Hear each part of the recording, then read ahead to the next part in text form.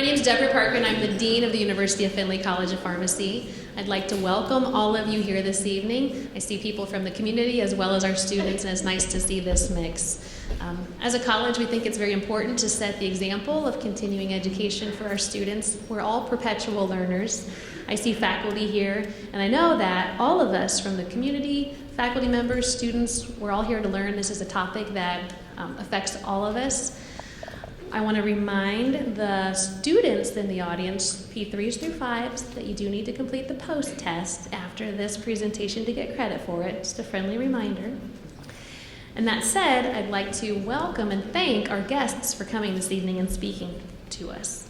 We have Lauren Berlekamp, who's a community organizer and a consultant for local economic reciprocation. We have Deborah Berlekamp, who is a doctor of pharmacy and a professor in our college, and Zach Thomas, who is the director of wellness and education for the Hancock County Alcohol, Drug Abuse, and Mental Health Services, or the ADAMIS.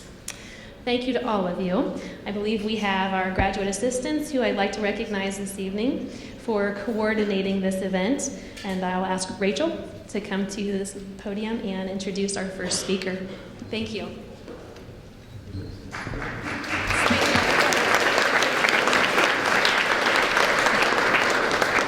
Thanks again, Dr. Parker, for getting us started. You'll have to excuse me, my voice is a little off tonight. But we are going to get started. I just wanted to remind everyone, if you do have your cell phones on you, to please turn them off. I was told you might get tased if we hear it go off, so just a heads up on that one. And then also, again, like Dr. Parker said, please make sure you do your post-test online if you are a pharmacy student. And if you do have any issues with that, please feel free to send us an email. Blaine is actually going to introduce the first two speakers, Lauren and Deborah. Hello and welcome. It is with great honor to introduce you this evening to two of our guest speakers, Lauren and Deborah Berlekamp. Lauren Berlekamp is a community organizer and network systems research consultant for Buy Local, economic reciprocation, food safety production and preparation, urban food dessert, reconciliation, water and soil remediation, cannabis policy reform, diet-based health and wellness programs, healing arts, and sustainable business promotion based in Northern Ohio. Lauren graduated from Bowling Green State University in 2008 with a Bachelor's of Arts in Journalism, with a focus in public relations and independent media communications, minoring in public culture. She is also certified in permaculture and hemp building. Lauren has written curriculum for classroom gardening programs such as Veggie U to target the childhood diabetes epidemic and behavioral issues, and has consulted on urban gardening programs. She has worked through a USDA Sustainable Food Systems grant organizing farmers in Northeast Ohio to bring healthy local food options to urban areas. She co-founded the Ohio Hemp Chamber of Commerce in the Ohio Hemp Industries Association in 2014 and serves on the National Hemp Industries Association Cannabinoid Committee.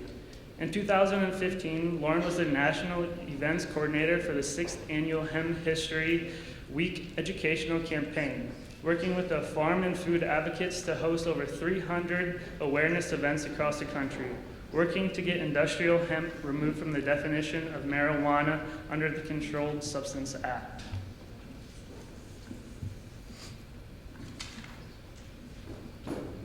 Deborah Yurovich Berlekamp is an assistant professor for the pharmacy practice for the University of Findlay College of Pharmacy.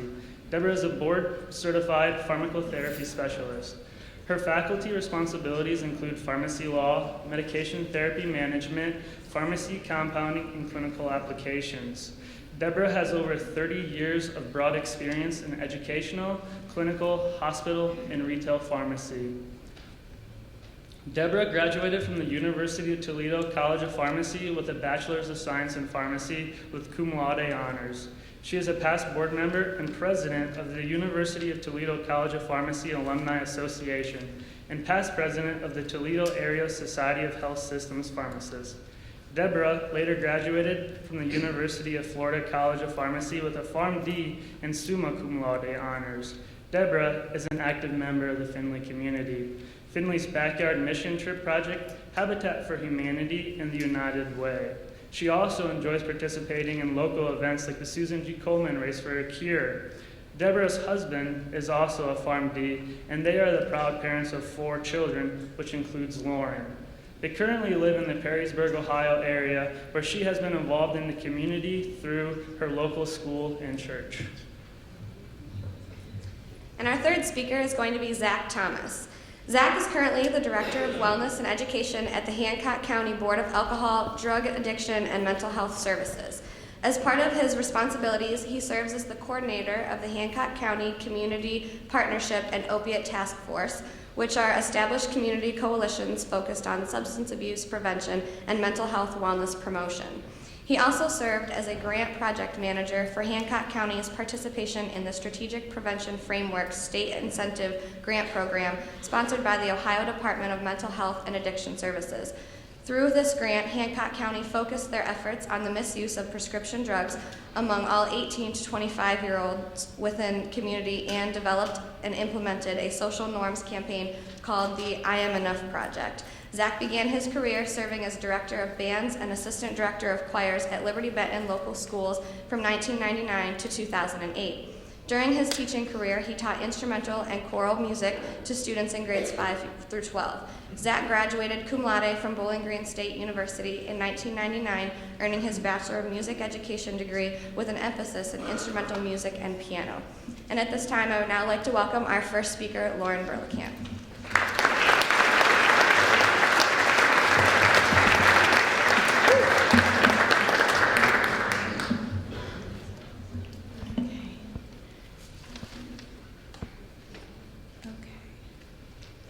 Hi, everyone. I'm Lauren Berlekamp, and I'd like to thank the University of Findlay and John Stanovich and the College of Pharmacy for hosting this well-rounded and timely discussion on medical cannabis. I'm honored to have been invited to give this presentation alongside Dr. Berlekamp and Zach Thomas, both who I have much respect for. While my professional credentials are with the hemp industry, I'm not speaking on behalf of any of those organizations. The policy goals of the agricultural hemp community is to get non-drug cannabis descheduled and treated like our other commodity crops, whereas my personal focus is on the value of medical cannabis and the failure of the drug war.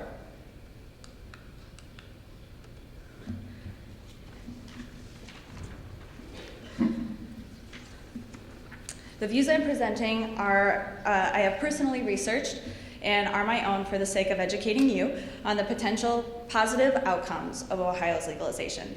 I fully acknowledge my privilege as my parents are both doctorates of pharmacotherapy, and I'm fortunate enough to be able to have collegiate level conversations and debates with them about policy and public health concerns on a broad spectrum of issues, and occasionally with their colleagues. I'm a strong supporter of our right to know about what we are putting into our bodies, whether it is food, water, medicine, food is medicine. We have the right to know where these substances came from, how they are going to affect my body, who produced them, how they were produced. And I'm a conscious consumer and an avid label reader because I consider myself a patient case. I deal with a recurring acute pain episode every month, which weakens my immune system and aggravates digestive sensitivities. I believe that in the right form, the properties of medical cannabis may be able to help my condition. I'm a patient advocate because I personally know people who have been illegally healed by cannabis, and I feel strongly about their right to safe access. It is not safe for patients right now who are caught in the middle of this debate.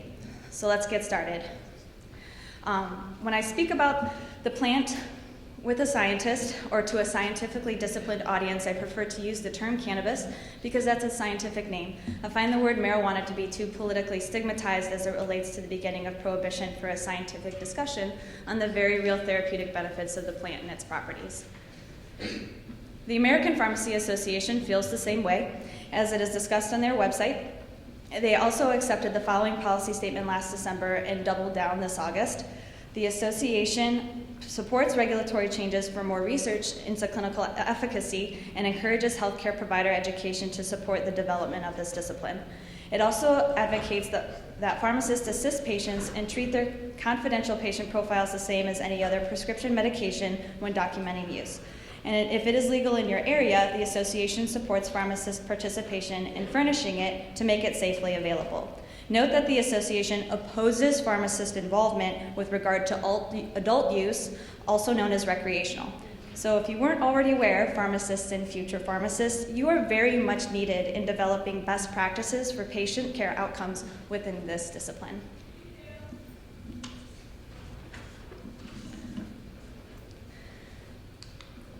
By contrast, here's a statement by the American Medical Association about cautiously wanting more study of patients smoking marijuana to relieve symptoms.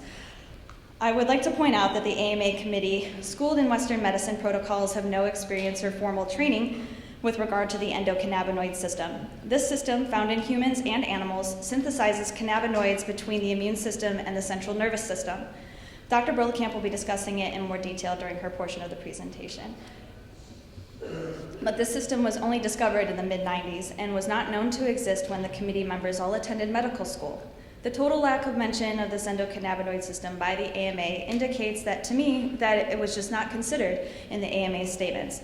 The fact is that the US government's 80-year prohibition of medical cannabis research has denied these MDs practical knowledge, while other world leaders like the United Kingdom and Israel have established science-based conclusions that were not considered for whatever reason. Not considering a newly discovered human system does not bode well if you want to be the source of scientific knowledge for the efficacy of cannabis.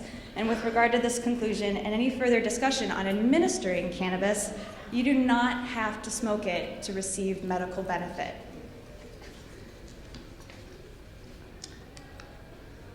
Which brings me to sharing some grace in honor of the pursuit of knowledge. One of my favorite quotes inscribed on the outer wall of the Toledo Public Library offers this insight. There is no shame in not knowing, only in refusing to learn. It is not your fault that you do not know about the discipline of the endocannabinoid system. We are students for life, no matter what your credentials are. I have so much respect for my parents and how seriously they take the responsibility of their professions. Pharmacists are gatekeepers of pharmacological information and regularly catch fatal mistakes with regard to improper prescriptions, dosing, and drug interactions, all for best patient outcomes. We need to understand the real science as the key to increasing access to medical cannabis and driving forward efficacy research. The implications of the drug war are very serious, but I'm not here to shame anyone for not knowing the information I'm about to share regarding its origins. I have compassion for your lack of understanding, because I came from the same place. Compassion is what truly matters with regard to best patient outcomes. It matters when you take your oaths to the integrity of your practice. It matters when dealing with colleagues, the misinformed public, and of course, all of the patients who will greatly benefit as the medical community reaches consensus on the healing power of cannabis. We are all in this together. The prohibition of cannabis is a huge mistake that wasn't based on real science. And you, as the future of pharmacy, have the opportunity to catch it and save someone's life.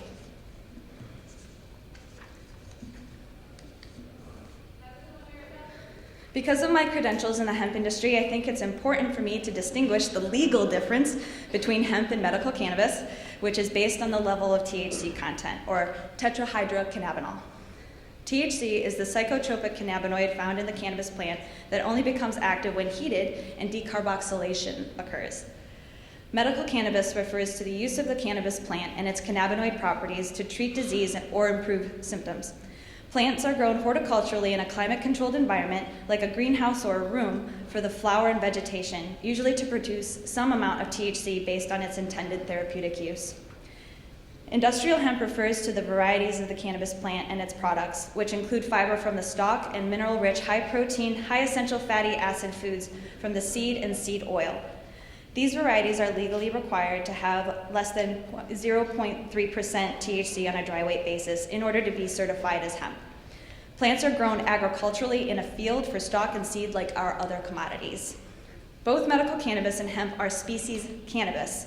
Different varieties of subspecies have different cannabinoid profiles with varying levels of THC. So that level of THC determines whether it is considered hemp.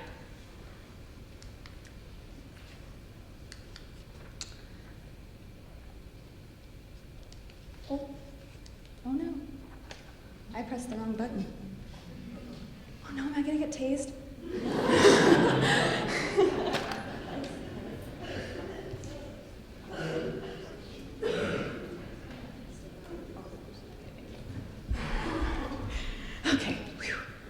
still here. Okay. Here's a scientific drawing of the two primary cultivars of the cannabis species. We have Cannabis sativa on the left, which has a thinner leaf and less ability to produce THC. Hemp cultivars are Cannabis sativa and have the potential to grow a tall, thin stem anywhere from 10 to 15 feet tall. And then we have Cannabis indica over there on the right, which has a, I'm sorry, this is your right, this is your left. Which is a broader waxy leaf and an increased ability to produce THC. It can grow quite bushy and is what the majority of medical cannabis strains originate from. Curiously enough, hemp is considered as a nutritional superfood, and hemp products are 100% legal to buy in the US at places like Whole Foods, Kroger, Giant Eagle. That's not an endorsement. It's just illegal for our farmers to grow in the US because of its politicized confusion with marijuana. Hemp has arguably fallen victim to the biggest case of plant misidentification ever, just within the last 80 years that we've been a country. With the next few slides, I'm going to discuss the timeline of cannabis in American history up through Prohibition. There are some historical hemp facts that coincide because they were prohibited at the same time. While I'm not going to go into detail about each point, all of these facts are relevant to understanding the depth of confusion over why it remains a Schedule I. Some facts are also relevant to possible test questions. On this slide, I'm going to direct your attention to the fourth bullet down, right here, which notes that cannabis first entered the U.S. pharmacopoeia in 1851, thanks to the work of William O'Shaughnessy. Throughout the early 20th century, what we understand today as marijuana, the drug and the plant, were commonly known as cannabis or hemp. Use of the word marijuana notoriously spread amidst unfounded racist fears by some very powerful white men who used their influence to demonize the plant. It is important to note that racial segregation was in full effect through the Jim Crow laws, and racial discrimination and prejudice was unfortunately very common in American society then. Here are some great historical pictures of different preparations of cannabis in capsules, powdered extract, alcohol tinctures, and so on. It is also interesting to note where these were made. We have Chicago, Cincinnati, Philadelphia, Cincinnati. It also looks like this particular one could have helped with my particular condition.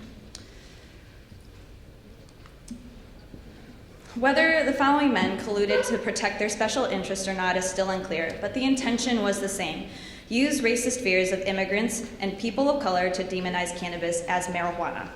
This is media mogul William Randolph Hearst, who used his media empire for such propaganda.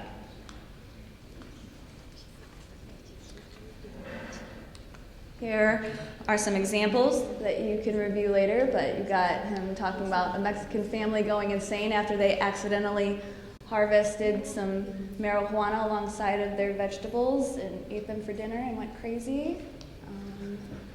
Strange Mexican weed, paralysis affecting musicians in Chicago, jazz musicians.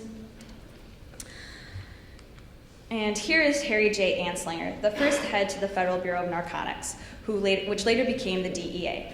Anslinger forbid almost all medical cannabis research through his political power and held that position for over 30 years. He said very racially charged things as a public official that I cannot believe as a public official he got away with. Here are some examples of his Reefer Madness era propaganda that you can also review later, but for some reason they're injecting marijuana right there.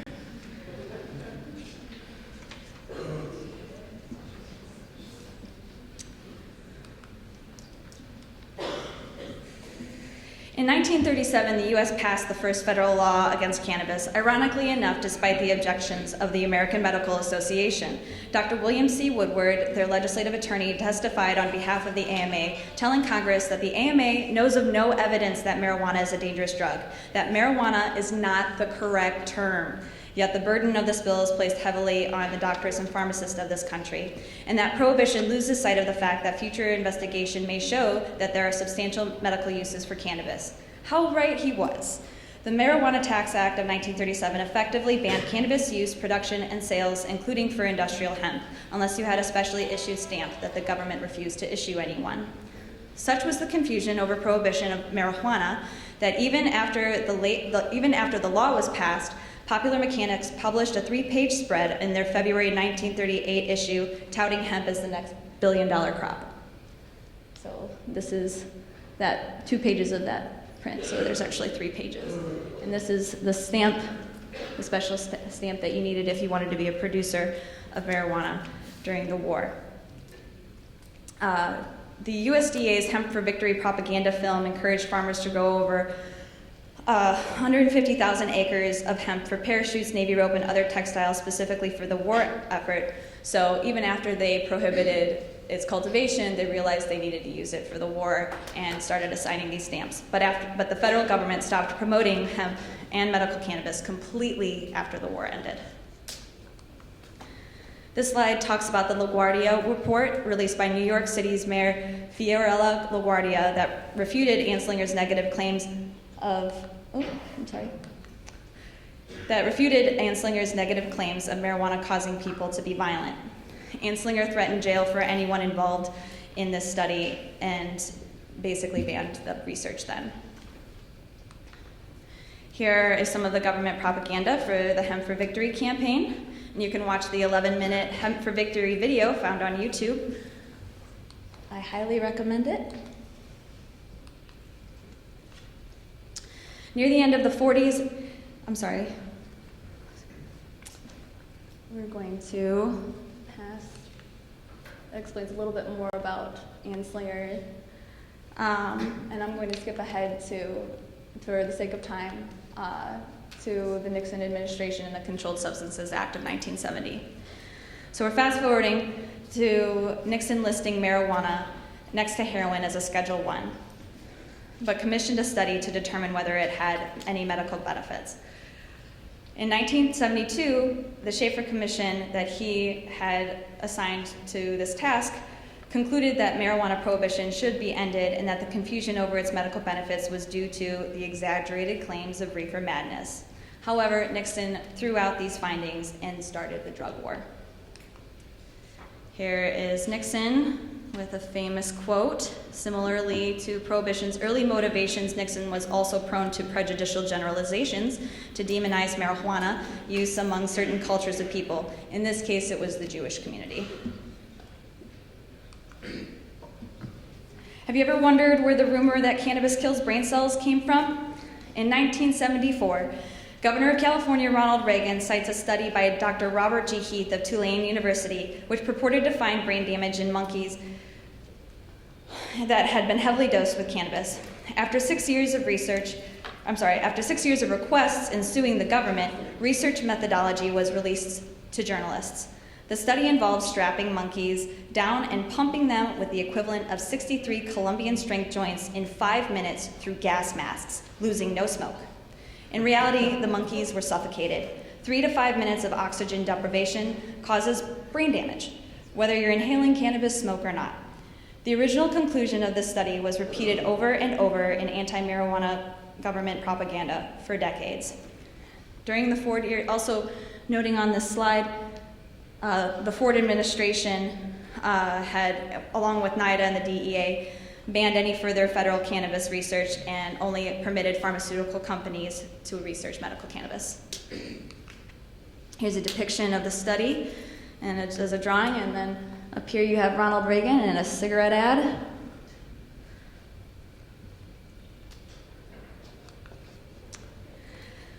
This slide discusses the Compassionate Investigational New Drug Study program started in 1976, which I will let Dr. Berlekamp explain a little bit more. As this program is implemented, President Jimmy Carter endorses the previous Schaeffer Commission findings from Nixon's administration and asks Congress to decriminalize cannabis possession in the states. This effort to shift the policy conversation towards compassion was ended abruptly by the new President Reagan's aggressive anti-drug rhetoric and Nancy Reagan's Just Say No campaign. Reagan's administration also sought to destroy all federal cannabis research from 1966 to 1976, though it was unsuccessful.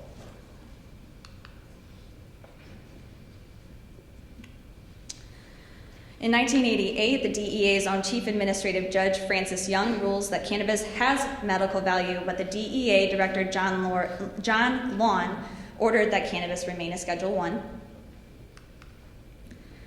Each administration following, whether through harsher penalties or keeping positive research hidden, they perpetuated misinformation because tough on crime got the votes and made society feel safer during uncertain times. The number of people behind bars for nonviolent drug law offenses increased from 50,000 in 1980 to over 400,000 by 1997. And now we are in the age of mass incarceration, where we as the United States of America have the largest prison population in the world.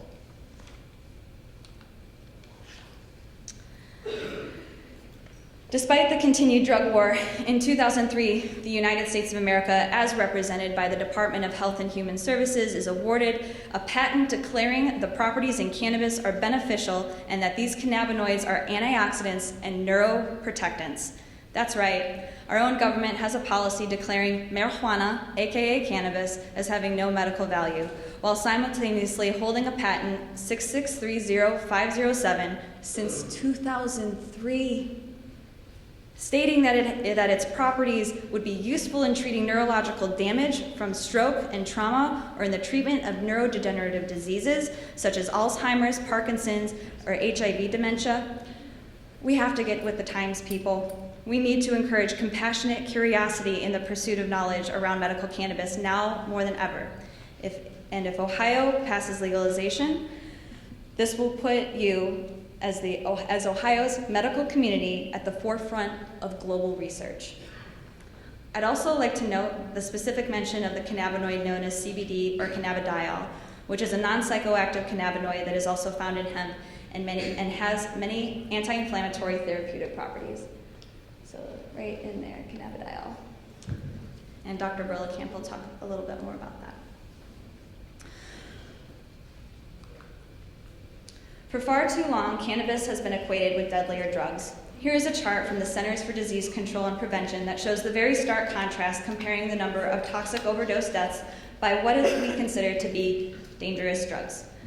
As you can see, with marijuana, the number is 0 because there has never been a death by toxic overdose of cannabis, ever. People may suffer a psychotic break from too much THC consumption that leads them to harmful behavior, but no one has ever died from a cannabis overdose, period. I feel that one of the most dangerous implications of the drug war has been leaving cannabis as a Schedule I listing, claiming that it is as dangerous as heroin, when it simply is not. We've been telling our kids this, they end up trying cannabis, and statistically speaking, don't have a deadly experience, thinking they've been lied to about all of the dangers they've heard from the adults about drugs. They end up trying heroin, anticipating the same result, and end up dead, at least 4,000 of them a year. And we have a very serious epidemic here in Ohio with regard to heroin deaths and prescription painkiller deaths as well. But according to a study published in the Journal of the American Medical Association, it states that have legalized medical cannabis saw a 25% drop in prescription painkiller deaths. That is what is known as harm reduction. But in just looking at all of the deaths between heroin, cocaine, prescription painkillers, and alcohol combined, they do not even come close to the deaths by tobacco. It's 48 or 480,000. 0.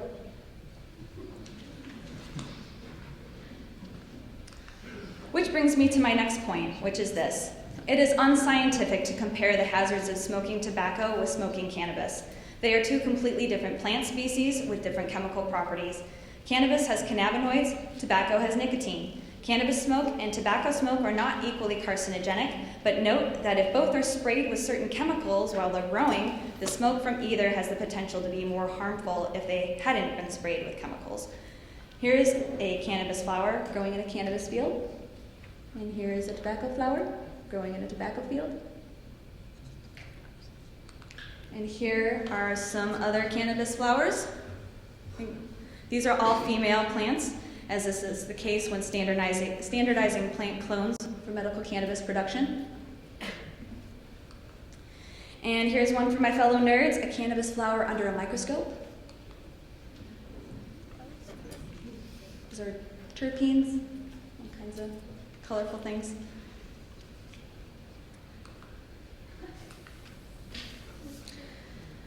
The Schedule I listing of cannabis also states that it is a high potential risk for addiction. There are two publications that have made much needed updates to the addiction conversation.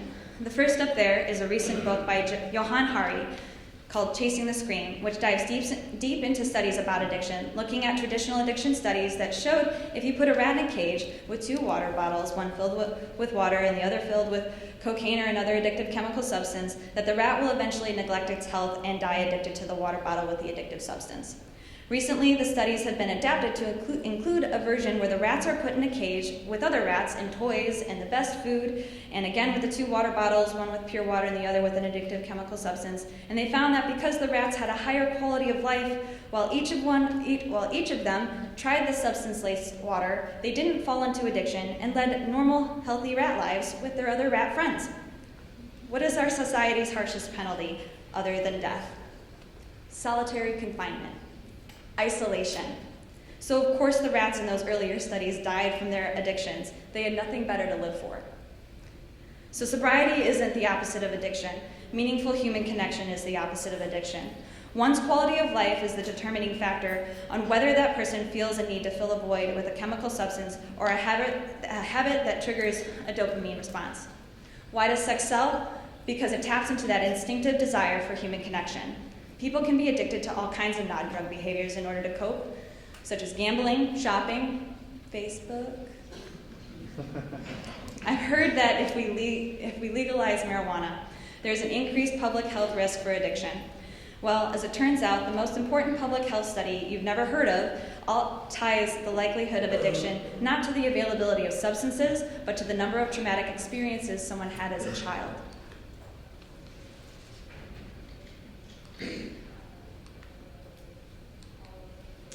Plain and simple, addiction is caused by a poor quality of life as a child. Addicts need compassion more than anyone. Thankfully, there are some communities catching on to this. And here is Gloucester, Massachusetts. Curiously enough, Massachusetts was the first state to ban cannabis or marijuana way back in the early 1900s. And here they are helping heroin users and not charging them with crimes if they come in and turn themselves in. Here are the indications of an ACE, or an adverse childhood experience. There are 4 bolded on this slide that I feel have an increased probability of happening because of the drug war. And what do 4 or more ACEs mean for a male child compared to a male child with no ACEs? That child who experienced that much trauma is 4,800% more likely to end up with an intravenous drug addiction. Just from having an alcohol or drug user in their family, a member being imprisoned or wrongfully imprisoned, biological parents not being present, a childhood illness that could have been helped by cannabis medicine. This Kaiser Permanente study reviewed more than 17,000 cases over many years with definitive math pointing the finger directly at us over how we perpetuate the public health problem of addiction by simply how we treat patients like criminals over nonviolent possession of drugs. Prohibition has lasted 80 years, and the negative implications of this failed policy are more than we could have ever imagined. We must stop treating patients like criminals. The costs of the drug war are staggering.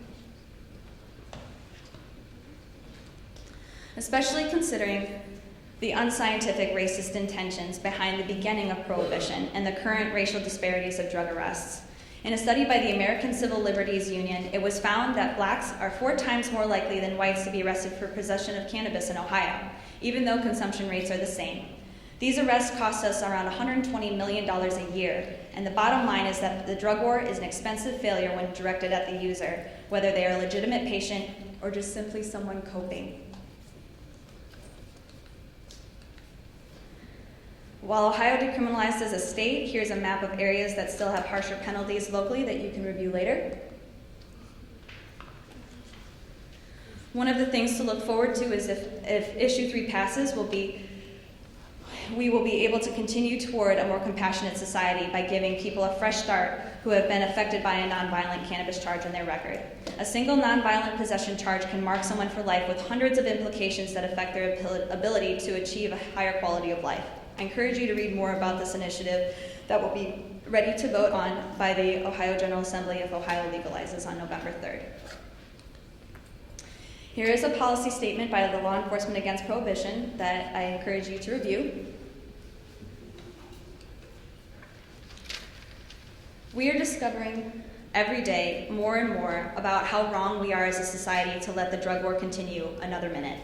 90% of Ohioans want to see a medical cannabis program, according to a Quinnipiac poll, and a majority want full legalization.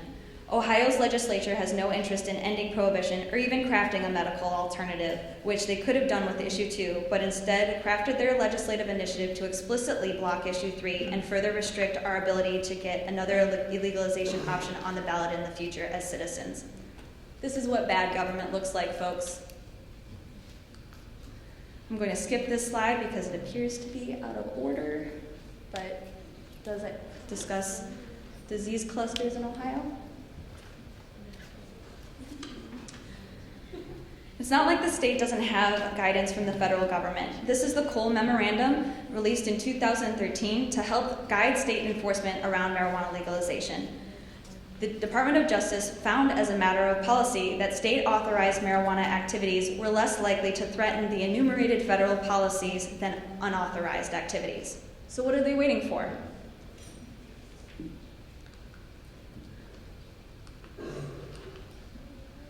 Which brings us to one of the most important decisions we will ever have the opportunity to make as Ohioans to end this war that has gone on long enough.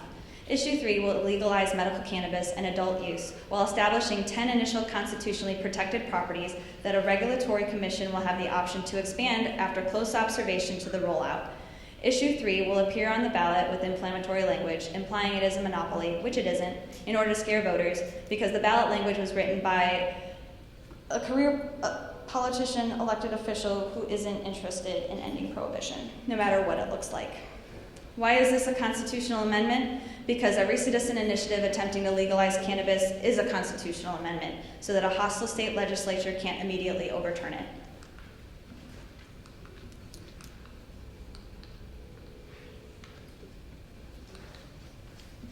Before any of these facilities or grow operations put a seed in the soil, Governor Kasich will be legally required to immediately appoint a nonpartisan 7-member committee to write rules for how the law will be implemented and clarify regulations on things like edibles and marketing to children.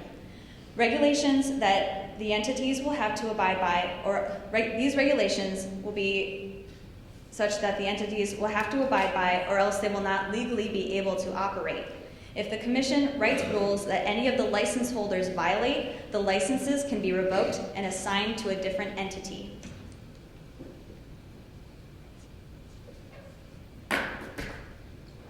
Members may not have served as elected public officials in the 8 years prior to their appointment if they are on the Control Commission.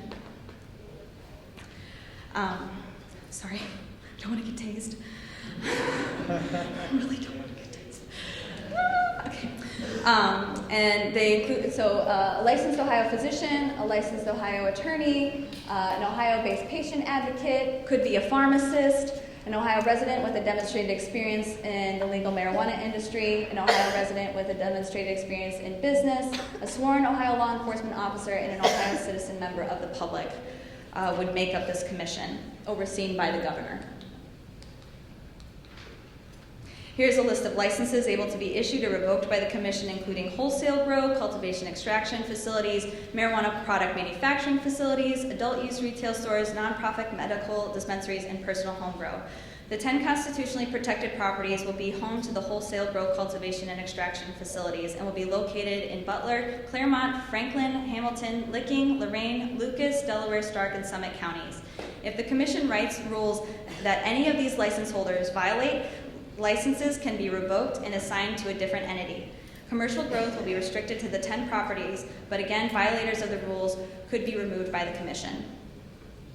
There will be additional administrative operational oversight of 6 marijuana testing facilities with the option to create more. There will also be a jobs incubator set up in Cuyahoga County. A lot of complaints around the promise of revenues from the casino A lot of complaints around the promise of revenues from the casino initiative. Where did it all go? This amendment explicitly lays out exactly where the revenue will go: to local governments, public safety, infrastructure, mental health and addiction prevention treatment services, research, and the medical cannabis program, among other things.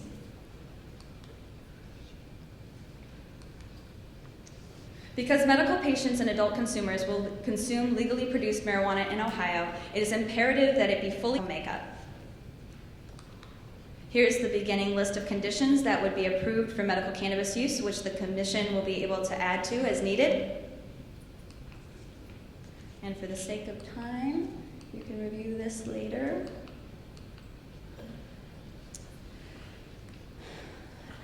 We'll also promote the research to determine what other conditions might be helped by medical cannabis. And we may be able to,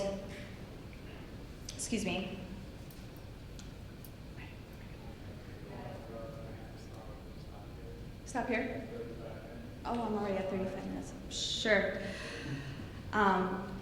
There is a research facility that could be in Licking County, and Ohio State University is interested in researching there too. We have an opportunity before us to end a war.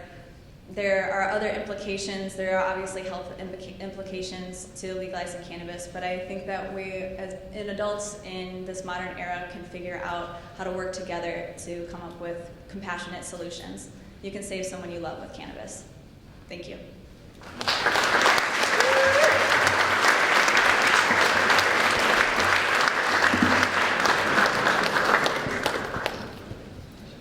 If everyone would join me in welcoming Dr. Deborah Parker to the stage, please. Berlekamp, I apologize.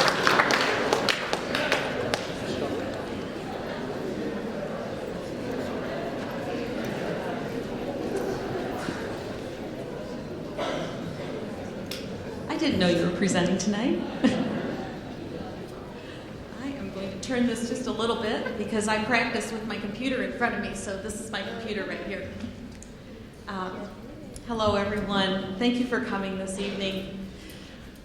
Let me just go through these wonderful slides that my lovely daughter Lauren had.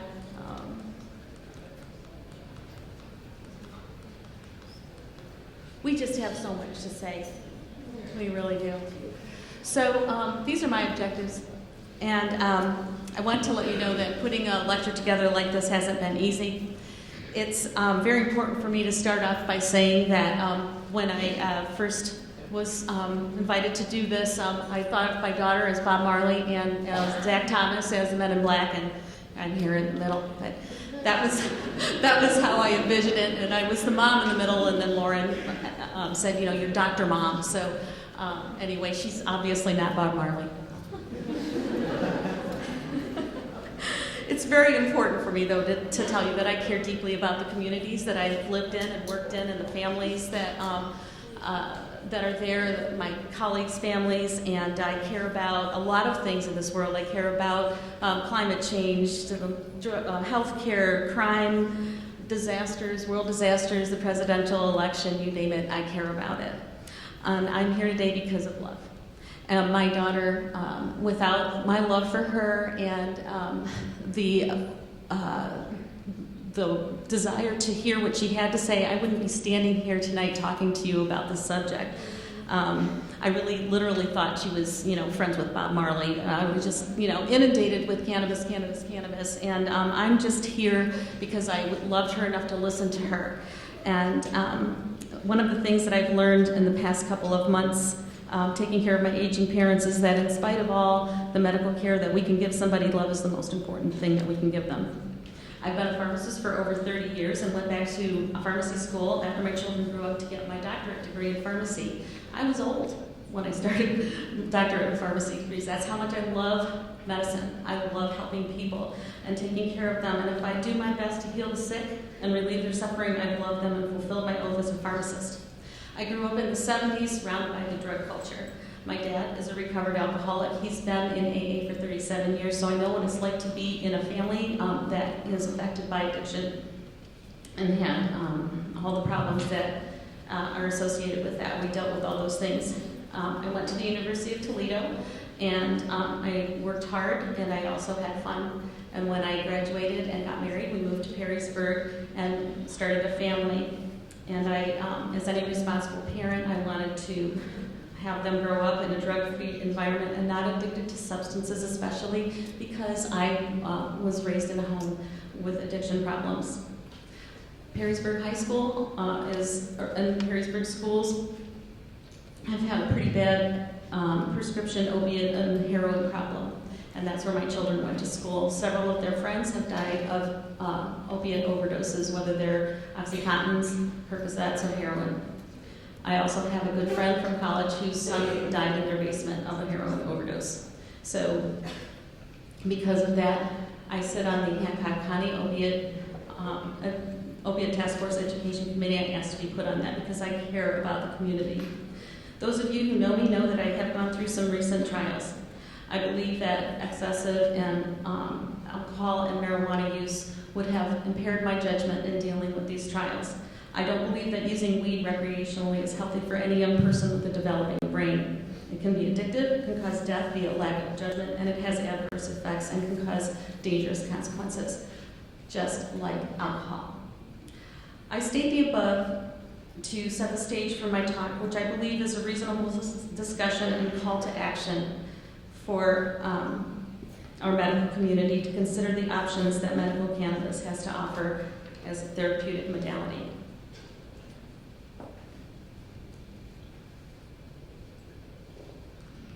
So I had to put a picture of Pope Francis up here, who spoke to Congress in just last month.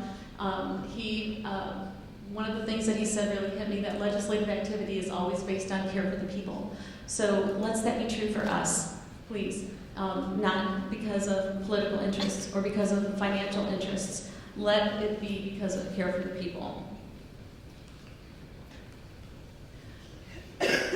I also have a few highlights from the excerpts of the Oath of a Pharmacist here.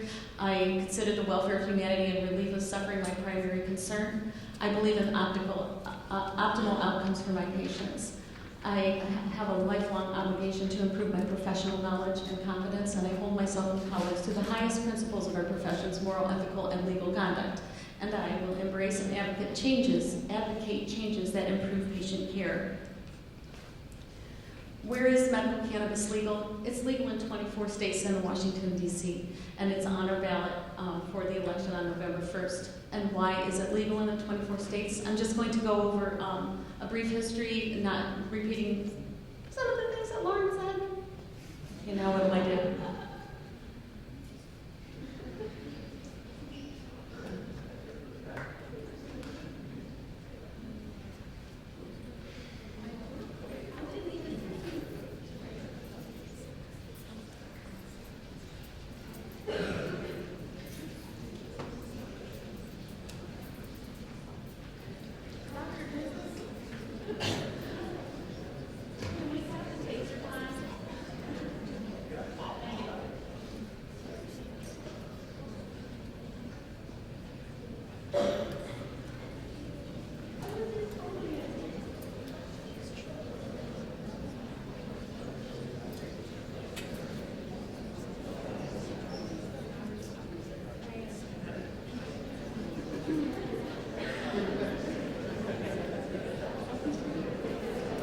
Technology.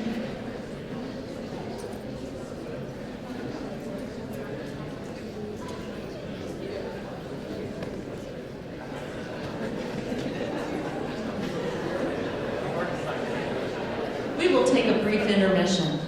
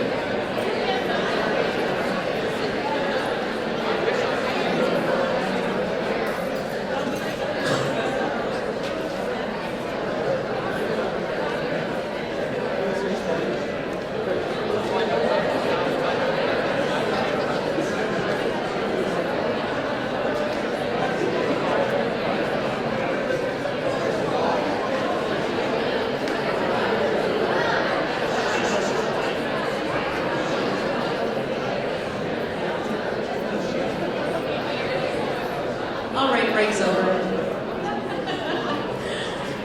All right. So, after all that emotional introduction, let's get on with the actual cannabis's medical attributes have been well known in the ancient world for thousands of years.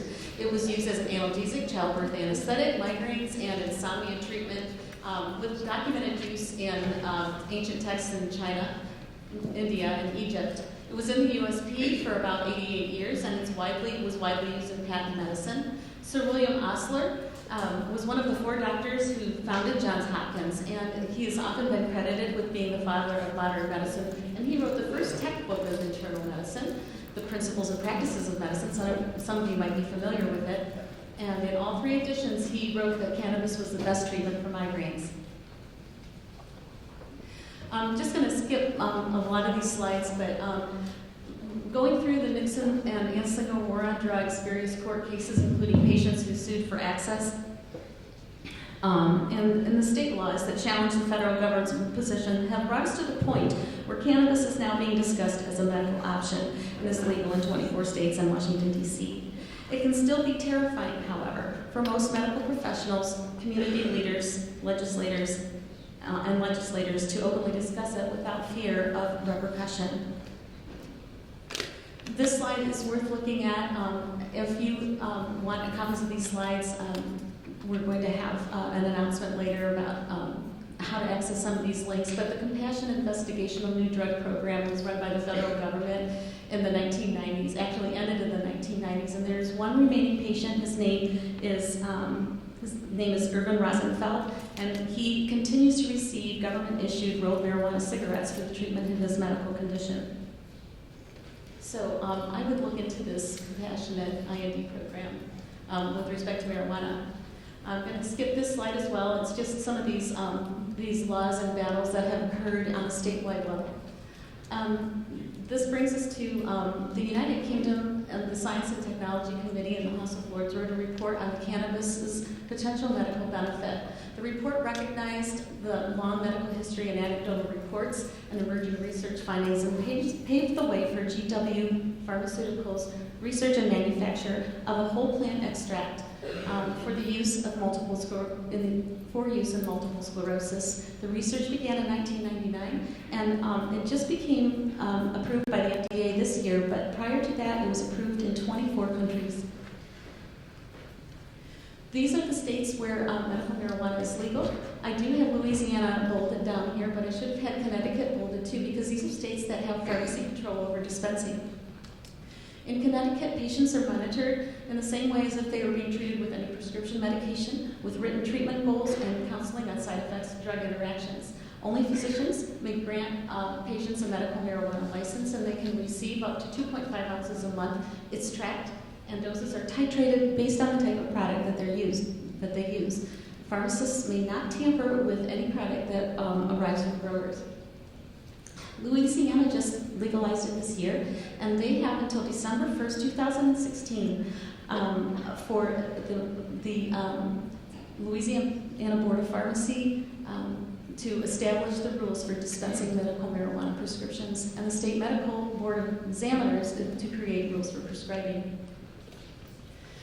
Some important points are that the laws vary from state to state, and not all states accept all the medical uses that are accepted in the other states. However, many states have provisions, including this new law that's being proposed in Ohio, to allow additional conditions to be added by a commission if needed. And recommendations for the use of medical cannabis must come from a physician. And it's called recommendations. It's a terminology thing. Recommendations can come in the form of certifications and licensing of the patients. They're not called prescriptions because it is illegal to prescribe it, and it is still illegal to even use cannabis anywhere in the United States, according to federal law.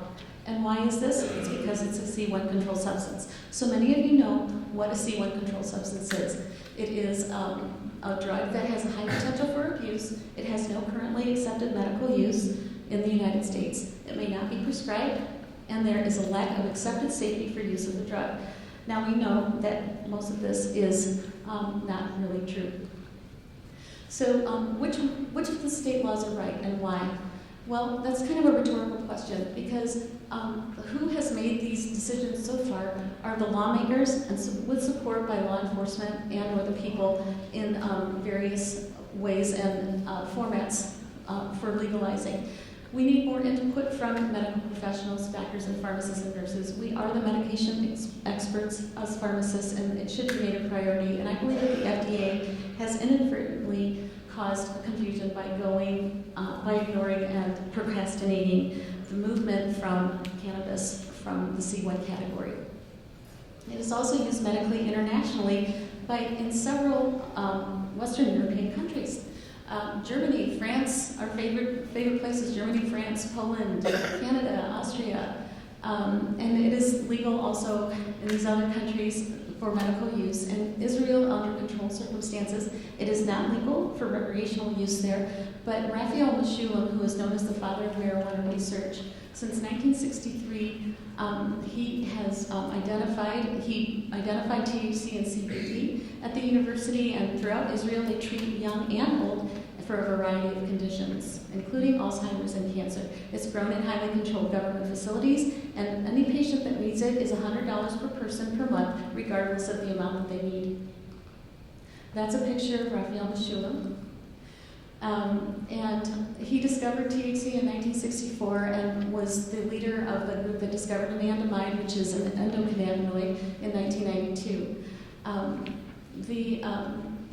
He is not well known outside cannabis circles, and you can learn about him at this link. These next several slides, I just wanted to highlight some of the legitimate medical researchers and trials, but I'm not going to have time to go over them. This one had to do with one of the starts of trials on epilepsy, where they were treated effectively. They had failed other treatments. Elsa Foley is a research professor at the University of Mississippi. It's the only place in the United States where cannabis can be legally researched, and it is well known for research of the cannabis plant. Ellen Hallett, she was a researcher at St. Louis, and she found the THC receptor. She discovered the CB1 receptor and believes it's unethical not to use it in patients who are not controlled with other pain medications. Roger Pertwee is a professor of pharmacology in the United Kingdom at the University of Aberdeen, and he's a part of the team that also discovered anandamide and named anandamide, which is the endogenous endocannabinoid. Aya Aronov, I think, deserves mention. She is a researcher in at the Hebrew University in Jerusalem, where she started a double-blind trial on children who had side effects secondary to cancer chemotherapy, and she unblinded it and made it an open trial because she was having such great success with it. She published it, and it is still not being used in children. Ethan Russo has elucidated the entourage effect, which defines the chemical components and the compounds in the cannabis plant that work together, and that minor cannabinoids in the plant contribute to the overall effect that cannot be produced with a single molecule. And these are other researchers that I had. I just wanted to state that Mechoulam actually has stated, we are lucky that cannabis is not toxic. People do not die from an overdose of cannabis. Dustin Sulak, I had the privilege of hearing him speak. He has a practice that serves over 18,000 patients on the East Coast in Massachusetts and Maine. They have a huge diversity of diseases and symptoms with different causes and physiologic states. He did a search in PubMed early this year using the words cannabis and cannabinoid. This is a PubMed search and came up with almost 21,000 articles. So these are the types of conditions that they see in young and old patients with on a daily basis. And he is a physician that openly admits that he is naturally wary of any medicine that purports to be a cure-all and that have a little scientific or clinical evidence. But he's discovered there's more evidence for cannabis use than one can find in some of the most widely used therapies of conventional medicine. So how can one herb help so many different conditions, and how can it provide both palliative and curative actions and how can it be so safe? The answer to these questions has led scientists to the discovery of the endocannabinoid system, which is found in the human body and in all mammals, and in all animals actually, except for insects. It's analogous to the endorphin system. So if you think of the, you have natural endorphins, you go jogging and you have this natural high, or you are, into a hobby, it produces a natural high. Well, we also have this endocannabinoid system, of which anandamide is the natural neurotransmitter, which is structurally similar to THC. This molecule was discovered by Cineres and Devane at the Hebrew University in 1992, and it maintains homeostasis through a feedback mechanism, and most of us don't know anything about this system. It's very complex. It involves CB1 and CB2 receptors, and it's found throughout the body through various organs, connective tissues, and glands. The CB1 is predominantly present in the nervous system, connective tissues, gonads, glands, and organs, and the CB2 receptor is predominantly found in the immune system and its associated structures. There also might be other cannabinoid receptors, and when stimulated, they produce a variety of physiologic responses. Endocannabinoids, phytocannabinoids, and terpenes are all chemicals that we need to, we're going to talk about right now. The endocannabinoids are the naturally occurring ones. The phytocannabinoids are the ones that you find in the plant. And terpenes are also found in the plant, and they are responsible for the plant's distinctive odor. Terpenes are also found in other plants that produce their distinctive odors. The two most well understood endocannabinoids are anandamide and 2-HG. I'd like to say 2-arachidon oil as well, just because. They're synthesized on demand from cell membrane, arachidonic acid derivatives, and they have a very short half-life and are broken immediately down by these enzymes listed here.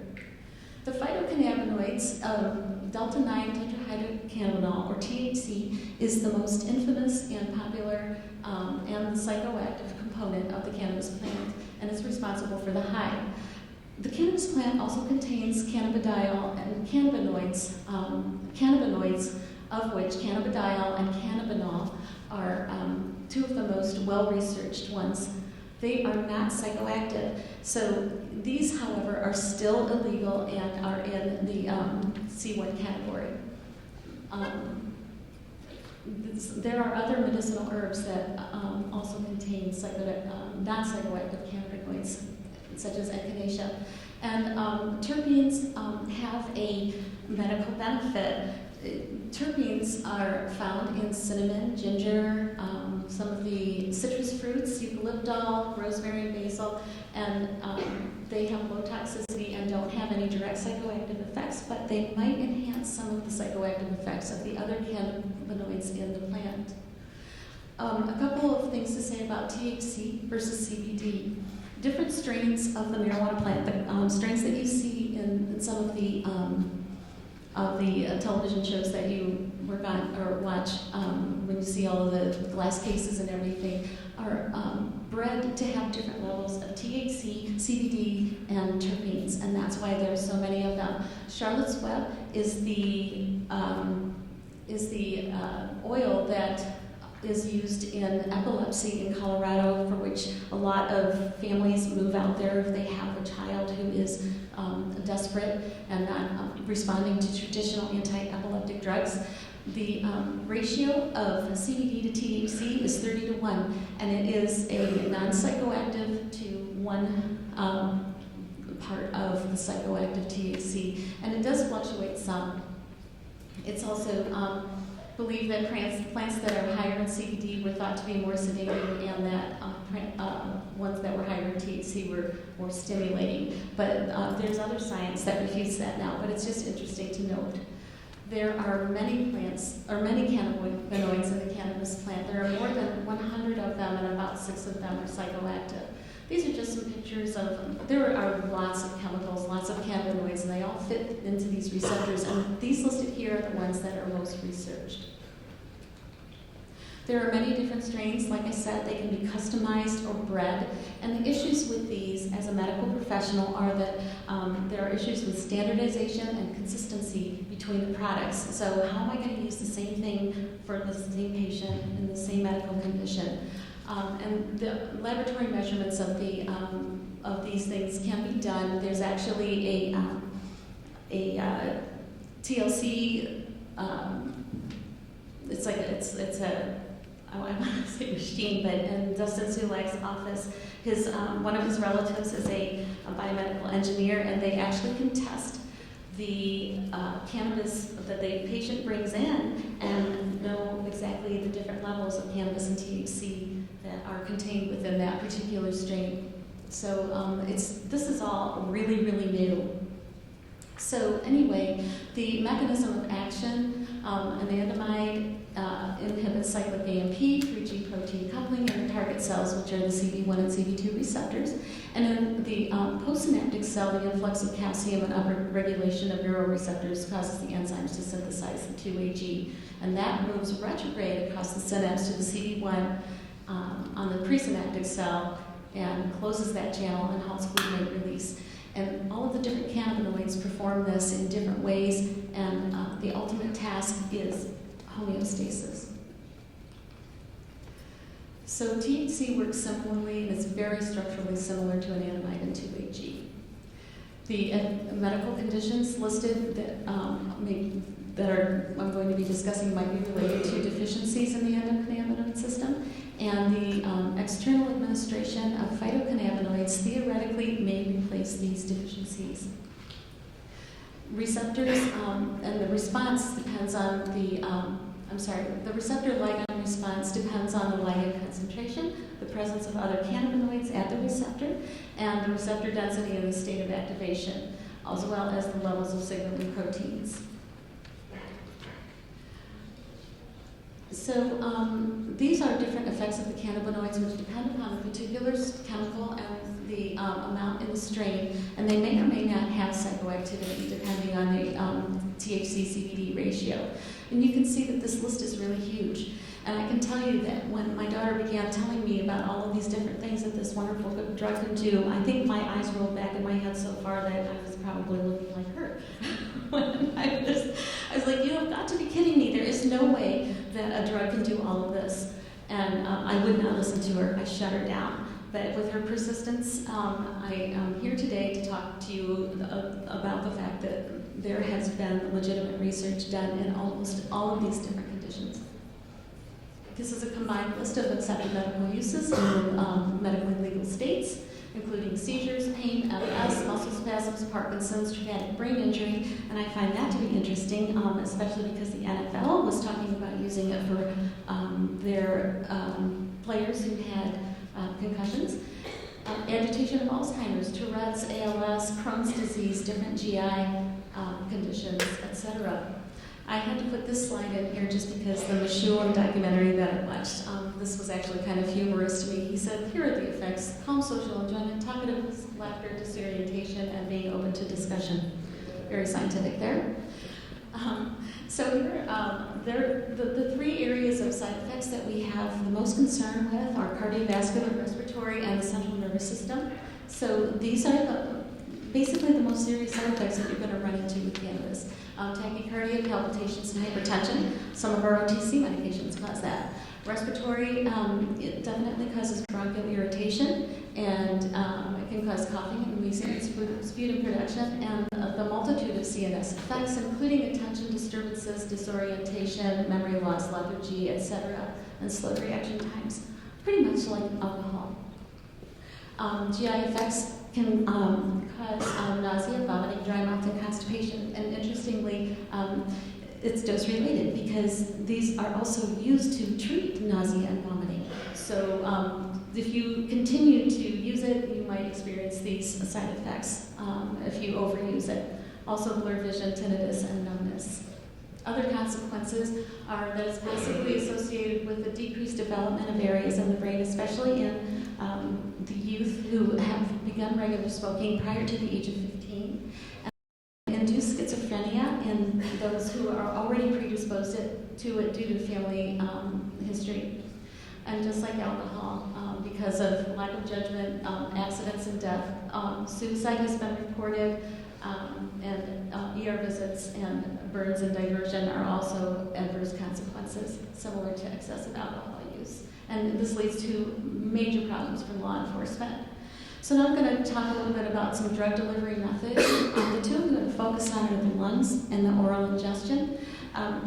The lungs, you can inhale it via a cigarette or a vaporizer. I'm going to have a picture up here in a minute. And the oral versions can be taken with oil-filled capsules and a variety of oral liquids, including oils, tinctures, elixirs, and extracts. There are also the edibles and medibles, which I am not a personal fan of, and that I've discussed some of those things with my daughter and other people. I don't believe that we need to entice people to use that medication. I do believe that sometimes you have to make it more palatable. I just don't think you need to put a neon sign on it, and that's what I think some of these medibles do. And you can also use it topically. So this contraption is called a volcano, and it heats the cannabis to about 200 degrees centigrade, which is almost, I think it's almost like, it's over 300 degrees Fahrenheit.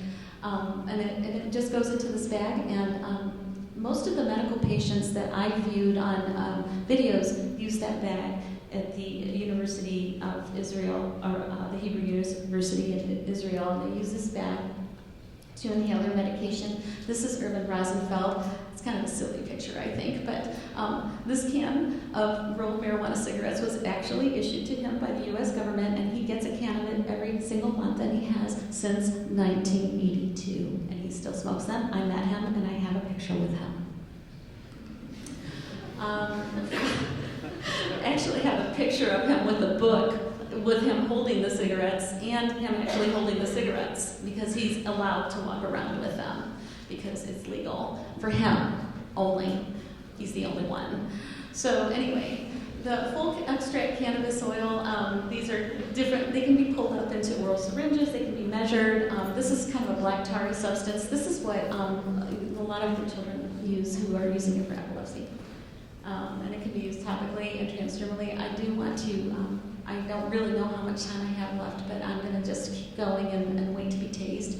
So the effects of delivery methods, I'm going to go a little bit into the difference between pharmacokinetic profiles and the pharmacokinetic profiles of what happens when you deliver the medication via inhalation versus oral. When inhaled, the pharmacokinetic profile is similar to IV THC administration, and you have passive diffusion into the alveolar cells of the medication. It has variable bioavailability. Actually, that and sign is supposed to be a percent sign, so it could be between 2 and 56%. It has a very rapid onset of action, 2 to 3 minutes, and the peak is at about 30 with the duration of 2 to 3 hours. The inhaled version is metabolized in the lung, liver, and brain, and the half-life varies. Regular smokers may actually have positive results in their urine for greater than 45 days. It is eliminated in the feces and the urine. It's highly lipophilic, and it redistributes, and it's very highly protein bound. The amount absorbed may be variable when smoked because not everybody, just smokes it constantly. And there's no really routine method that is recommended for inhalation, but if a patient has respiratory conditions, the vaporized method is believed to be safer. Practitioners should recommend a consistent way of inhalation and to advise patients exactly what to expect when consuming it by this route, warning them that it has a very fast onset and that it can be easily titrated to the desired effects because the effects are felt in just a few minutes. Effects of delivery methods orally. So this is through the gut. These products are each very unique. There are so many different strains and so many different dosage forms that are available out there right now that they have to be used very cautiously. The absorption is also variable, and there's a high inter and intrapatient variability. The onset is much longer, 30 minutes to 2 hours, and is affected by food or lack of food and the characteristics of the patient, including their gender, their height, weight, etc., and also the condition being treated. Patients absolutely have to be educated because the onset is so slow that if they take a bite of, say, a gummy bear or a cookie, which I am not in favor of, by the way, they might not feel the effects immediately, and therefore then consume the entire cookie or gummy bear, and then they will basically be out for the next 24 hours. So it is titratable, and they have to be counseled fairly extensively. It's metabolized only in the liver when taken orally to an active metabolite, 11-hydroxy-THC, which is active and it causes sedation.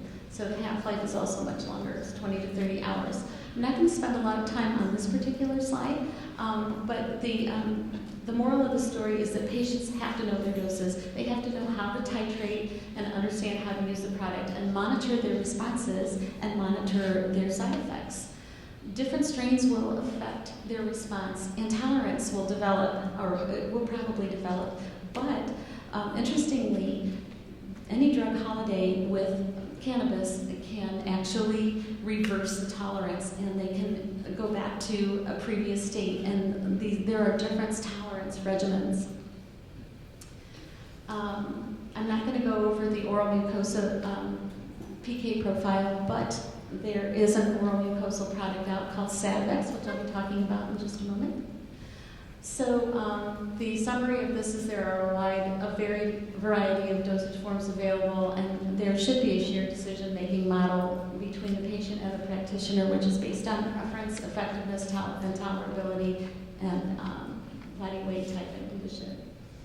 So just FYI, there are drug interactions with medical cannabis. It's not really studied extensively, but delta-9-THC interacts with CYP2C9, 2C19, and 3A4, and the CBD, the cannabidiol, or the non-psychoactive component, interacts with 2C19 and 3A4. It is metabolized in the liver, and these are the enzymes that metabolize them. So if you administer marijuana with a warfarin, because it is a substrate, the warfarin effects will increase, and you'll see an increase in INR, and these other medications you will see increases as well. And when you have a CYP2C9 inhibitor, the medical marijuana effect may actually be enhanced by fluconazole, some of the statins, and some of the antidepressants, as well as efavirenz. And the CYP2C9 inducers, just like any other inducer, you will see a decrease in the effect of the marijuana. And interestingly, you've got anti-epileptic drugs, carbamazepine and phenobarbital involved here in the CYP2C9, and then up with the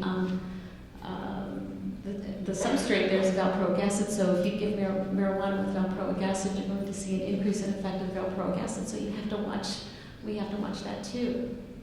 So CBD is not affected by 2C9. And these are just a list of the substrates, inhibitors, and induces with 3A4. And pharmacy students need to be familiar with these, and other medical professionals as well. Is it almost time for me? Okay. So actually, I have my summary. These are all just studies. Epilepsy is a very big deal, and it is why patients move to Colorado. My summary is basically this, that my dad, who was recently diagnosed with Alzheimer's dementia, is very aware of the fact that I'm here tonight, and when I told him that I was coming, he said he had changed his opinion, and he had been rethinking, and he said, we have all of these medications available to us. If I have something wrong with me, I can take the medication or decide not to take the medication. If I do decide to take it, if it works, it works. If it doesn't work, I'm no worse off than I was before I took it. Can we say that about most of the medications that we take today? I am of the opinion right now that it might be true for cannabis. He also said if someone needs a medicine that works, why do they have to get up and move out of their house, leave their job? Because it is legal there and not here. Some of these slides are a call for research and a call for education.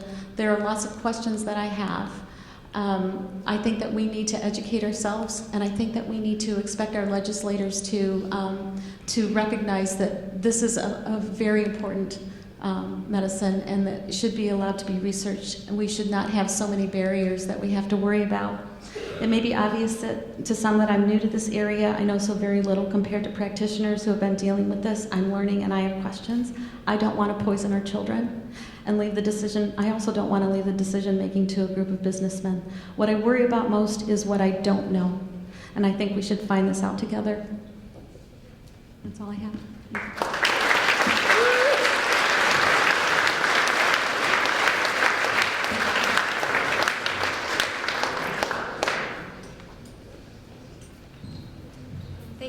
Dr. Berlekamp. Now I'm going to bring our last speaker, Zach Thomas, up to the stage.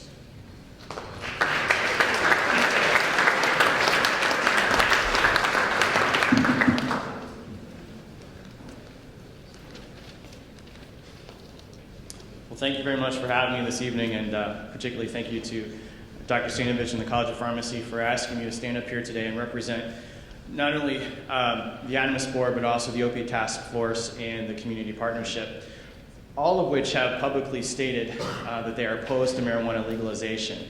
And it's important to understand why we oppose that. We look at it at a public health and a public safety issue. And what I will speak to this evening is specifically to issue 3, our concerns we have with issue 3, the questions why we have issues with that, and also take a look at a state that has already legalized marijuana for recreational purposes.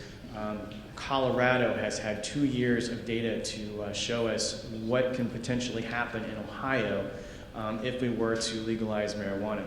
I will tell you that in probably just about 1 week and a half an hour from today, we will know what the history books will write about Ohio. Ohio being potentially the first state in the nation to legalize marijuana for both medical and recreational purposes at the same time. I need to state to you and share with you that the Animus Board, Community Partnership, and the Opiate Task Force do not oppose marijuana use for medical purposes, provided it is done appropriately.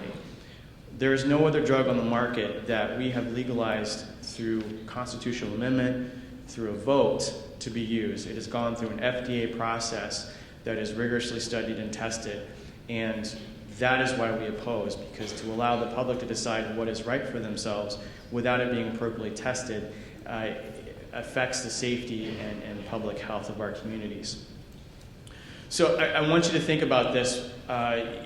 We are living in a society where we are telling everyone how to eat healthily, exercise, to get good sleep, increase our educational efforts, expand our opportunities to create a better life. And yet when it comes to marijuana, particularly recreational marijuana, we're kind of putting all of that aside and ignoring that. And all of the dollars and efforts we're spending towards creating a better society, we are potentially going backwards. I also want to point out why the Opiate Task Force is looking at marijuana legalization. By their name, they're talking about opiates. But what we find is that when you talk to those that are addicted to opiates, in particular heroin, when you go backwards in their history, they really have started with marijuana or alcohol. And so it's not that we're saying every person who uses marijuana is going to become an opiate addict or heroin addict, but the converse is usually pretty true. And so that's why the Opiate Task Force is looking at that. And the last point I'll bring about, talk about the connection between the Opiate Task Force. We look at the opiate epidemic started with pain medication. And I'll share with you that in Colorado, 94% of those that are using medical marijuana cite pain as the reason for doing it. If we're going to cite pain for doing, that's exactly what happened with opiates, and it got us to where we are today.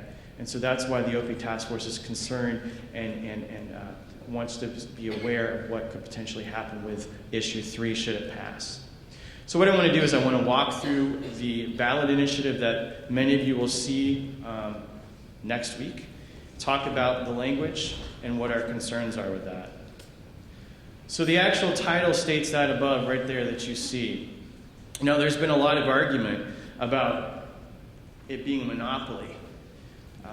I will tell you that there are 10 investors that each donated $2 million apiece. You've seen one of them on TV lately, Mr. Nick Lachey from Cincinnati. He is one of the investors, and he tells you he cares about Ohio, and he cares about his community. Perhaps he cares more about his pocketbook because it's going to create a lot of revenue for him personally. These 10 investors have personally invested money because they see the benefit.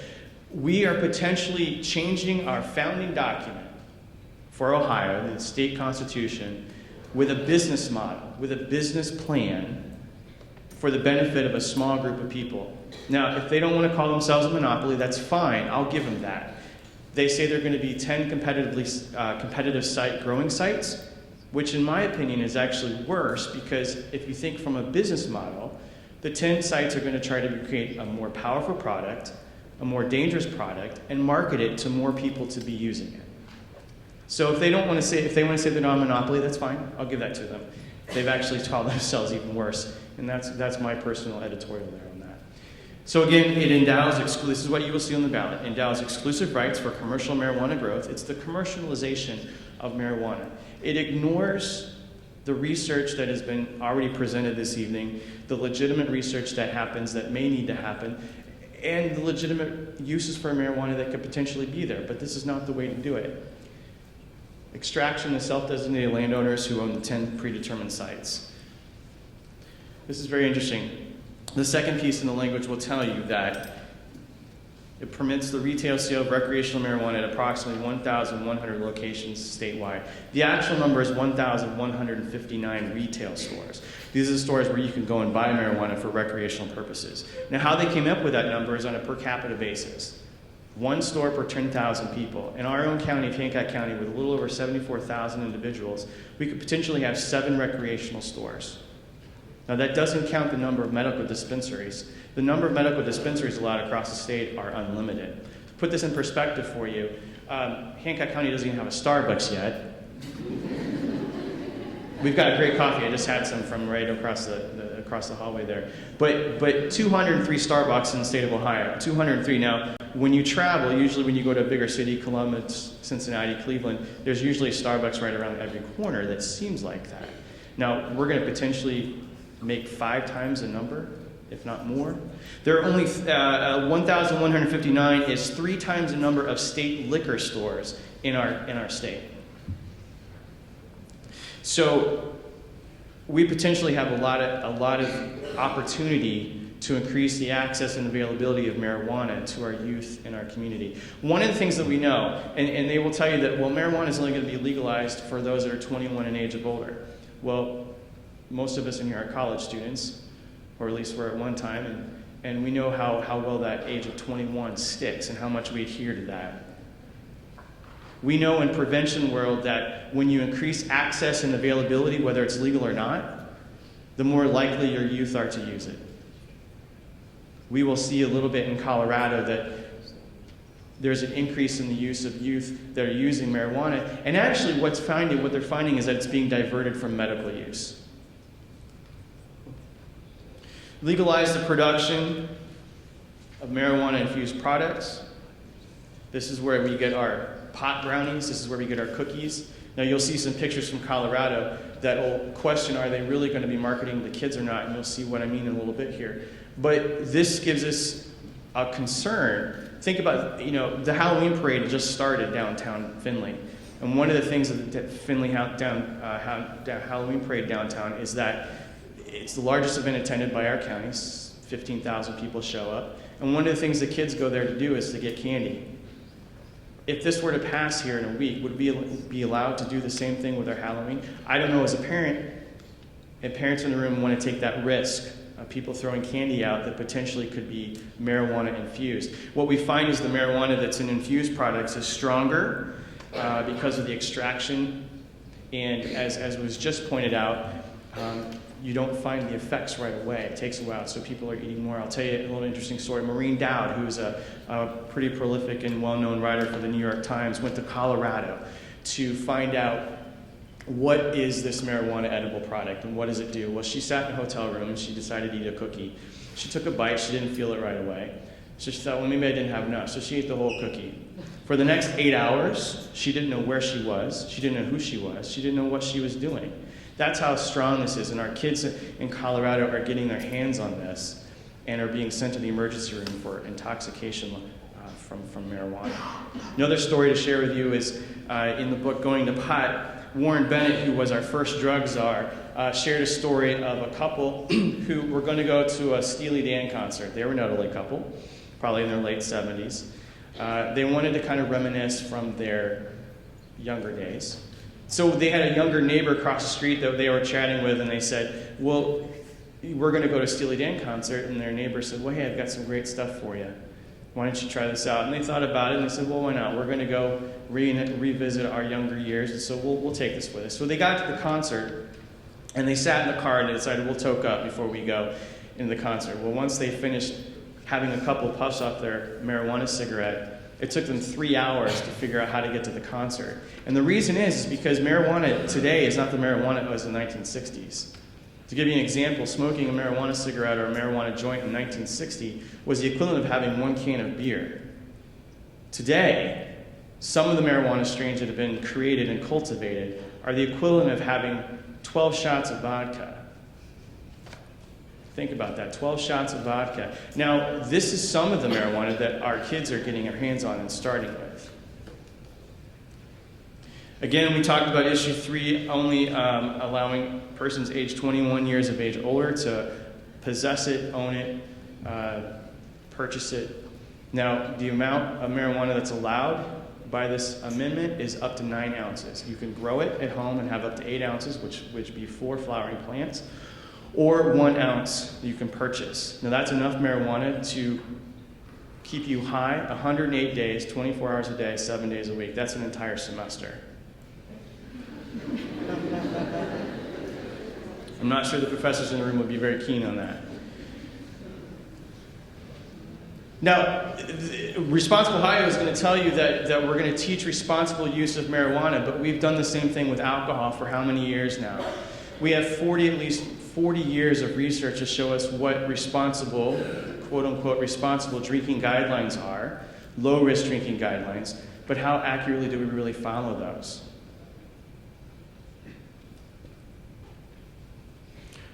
It's going to prohibit the establishment of a marijuana recreational store within 1,000 feet of places of worship, church, daycares, and sort of thing. But here's the interesting thing. If a marijuana store is already established and someone wants to open up a business, a legitimate business, a daycare, they have to reconsider where they may locate. They may not want to have their business next to a marijuana store. It doesn't allow, the amendment as it's written doesn't allow us to change our zoning laws. It doesn't allow us to prohibit those stores. Now, there is one catch in there, is that they say that precincts can vote on whether or not they want to allow a store there. But we'll see in Colorado, even with all of the problems they have, not even half of the precincts allowed recreational marijuana. Actually, the number is only 29% of the Colorado precincts allowed recreational marijuana to enter into their neighborhoods. I don't know about you, but we presented this morning to Marathon, and I'm sure that companies would love to be able to establish their own tax rate and what they're going to pay. This investment group that is pushing this amendment wrote in their own tax rate. Now, they will say to you that by taxing marijuana, it's going to eliminate the black market. Well, cigarettes are legal. In many states, there's still a cigarette black market because the tax rates are high. It's cheaper to buy it off the street in the black market than it is to buy it legitimately. And we see in Colorado that the black market, although it was promised to the voters to actually decrease or eliminate the black market, has actually increased. The tax revenues will go to local municipalities. Interestingly, the Certified Public Accountants Authority in the state of Ohio questions that Ohio will actually be able to reap any of the benefits from the tax because it doesn't state that they will collect on Ohio taxes, only local taxes. So they're promising a big revenue from taxes. We may not get that. This is really interesting to me. It creates an incubator that's going to promote the growth and development of the marijuana industry and locate marijuana testing facilities near colleges or universities. Actually, I'm sorry, University of Findlay, the testing facility is at BGSU. You guys missed out. But since the growing site is in Lucas County, the testing facility will be in BGSU's territory in Wood County. But the incubator is interesting. What that says is that they're going to create an organization in Cuyahoga County or Cleveland that will actually work on ways to increase marijuana business in the state and also a way to create marijuana tourism. If you read the report that came out from there was a committee that was commissioned it was the Dieter report out of Hamilton County to review and talk about, he was a former county prosecutor, to look at how this amendment would affect us. And they were paid for by Responsible Ohio. And it was a positive report, but they said one of the benefits is marijuana tourism. Colorado is having an influx of people. They are second only to Mexico on the #1 exporter of marijuana. And this is potentially what would happen in Ohio. Limit the ability of legislature and local governments from regulating the use and manufacture sales. So this is where the constitutional amendment comes in. The only way to change an amendment is to create another amendment. We recently had a meeting with one of our state representatives, and we said, we understand that there are some benefits to medical marijuana, and we think it's important and it's appropriate that we allow those research opportunities to happen. There are medications already on the market that are extractions of marijuana and THC, and so we need to continue that, because if there is legitimate use for it, we don't want to deny our communities that. But by going all full throttle, by allowing it both medically and recreationally in the state, is not the way to do it when you look at a public health and public safety perspective. And the response we got was, well, we need to stop issue 3 first before we worry about how to go forward. I think that's a little hindsight, and we need to move forward with that. We talked about the Control Commission. Now here are the kind of a summary of the issues that we have with it. Again, the unlimited number of medical dispensaries in addition to the recreational stores. It allows for medical use, carries a broad interpretation. Now, many of those conditions were listed, but really what we find is that 94%, 93% of those in Colorado cite pain. There are legitimate issues that people have with pain, and there are legitimate reasons to treat that. But we find people in Colorado are using that as an excuse to get the marijuana to use it recreationally. Again, 7 marijuana stores in Hancock County. It exponentially increases the access of marijuana to youth through our infused products. It's also Halloween time, coming on the holidays. Many classrooms have holiday parties. Well, we have to deny our young ones their Christmas party because someone may bring in brownies, and although it may be innocent, we don't want to take that risk with our youth. It also complicates drug-free workplace rules, and this is really important. Many of our state associations are really concerned about how this will affect our drug-free workplace rules for 3 reasons. 1, workforce readiness. We're already seeing an incredible amount of people that are failing drug tests for initially getting hired. Workplace safety, because of the effects of marijuana lasting in your system longer than alcohol, being fat soluble. If you smoke a joint on Friday night, you may still have some residual effects on Monday. And if you're operating a forklift and you cause an accident at your factory on Monday, it's hard to tell if that was due to negligence or if that was due to the fact that you had a joint on Friday. Now, Colorado has said that workplace drug-free rules will trump anything, but we see in Michigan when people are using medical marijuana, and this amendment will allow you to administer medical marijuana while you're at the job. When they're denied that, we're going to see litigation issues. And that brings to the third point why our employers are concerned about allowing this to happen the way it is because the litigation and affecting medical person rights is a problem. And in fact, if an employer denies what is medically indicated, although we cannot prescribe marijuana because it is illegal federally, it's only a recommendation or a permission slip. How is that going to affect our workplace rules? How is that going to affect the litigation issues and the suing issues of our employers? A few other things. Again, constitutional monopoly, we talked about that. If they don't want to call it monopoly, that's fine.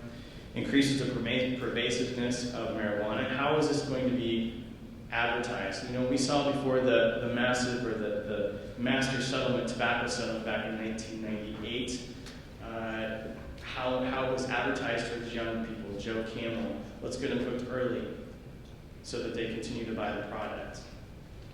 Are we going to have to go through that again, but are we going to have to wait another 20 years before the problem is too great for us to handle? Overlooks, and again, this is where I want to state again that there are agreements between all 3 of us on issues about how there can be some medical benefits from marijuana, but it overlooks the established procedures of approving medications. And again, the tie-in between opiates and marijuana, many who have reported use of illicit drugs also report previous use of marijuana. I think the biggest thing we're finding is when we talk to people in our community is that the pervasiveness and how it will affect our youth are the biggest issues. Again, I already mentioned this. So let's look at some things that happened in Colorado that legalized marijuana for medical and recreational uses. It legalized marijuana in 2000 for medical purposes, and only 2 years, almost 3 years ago now, it legalized it for recreational purposes. And let's take a look at some of those consequences. Give you a little bit of perspective, in Colorado, there are a number of medical centers or dispensaries, 497. Now remember, only 29% of the precincts allowed marijuana to be in their communities. 369 marijuana stores, just shy of the number of Starbucks in Colorado, and almost double the number of McDonald's. A lot of marketing is happening. They create brands based off of Bob Marley. A lot of this was not promised or was not told to the consumers and the voters when they went to go vote. This is how much it's going to be advertised and create an opportunity for business to capitalize on potential misuse of marijuana. This is an example of some of the edibles that we've talked about. Brownies, the cookies, infuse it into juice. And we talked about we're concerned about it being advertised to our kids. These are off the shelf in Colorado. Now, we have the control commission that will take place if the amendment were to pass, and should set guidelines for how it will be advertised, but we don't know what that is yet. You know, it's sort of like the vote for it before you know what's in it kind of thing. I'm not sure we want to take that risk. 85,000 Coloradans use marijuana on a regular basis, at least once per month, for 9% of the population. That's what 9% of the population is. And 23% of those use marijuana on a daily basis. 115,000 is the number of medical marijuana patients as of the end of last year. 93% are reporting severe pain. Only 5% are citing other reasons for using marijuana. Now, Responsible IO, one of their biggest ads that they have is Bring Gabby Home. Is the little girl has epilepsy, went to Colorado. That's a legitimate reason. If that's a legitimate reason, then there are ways to do that. But we see in Colorado, the majority, overwhelming, almost all of them, are citing pain. We could create potentially another opiate epidemic. Just some perspective, the number of pharmacies, the number of medical dispensaries in Denver and Colorado Springs. Coloradans were promised $70 to $100 million to be generated from tax revenue. The actual number was only $44 million, and when you look at the big picture, only that tiny little slice is what brought in revenue into the tax, and the revenue for Colorado. Is it worth the risk for that little bit amount of money, as Colorado seems, for us to take that money out? The tax rate on recreational marijuana, in addition to the flat 15% tax rate, is 5%. It's less tax than we currently charge on cigarettes and alcohol. We know in prevention that one of the ways to improve public health is to raise tax rates.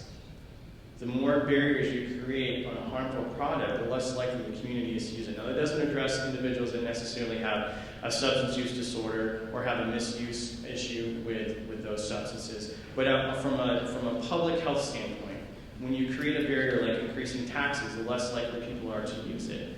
Now, because the tax rate was written into the law or into the amendment, we wouldn't have that option. So let's say 2 years from now, issue 3 passes, and we notice there's a lot of issues with marijuana use in our community, and we want to try to curb that. We would not have the option of raising taxes on it. Again, I already mentioned the Ohio CPS came out against it.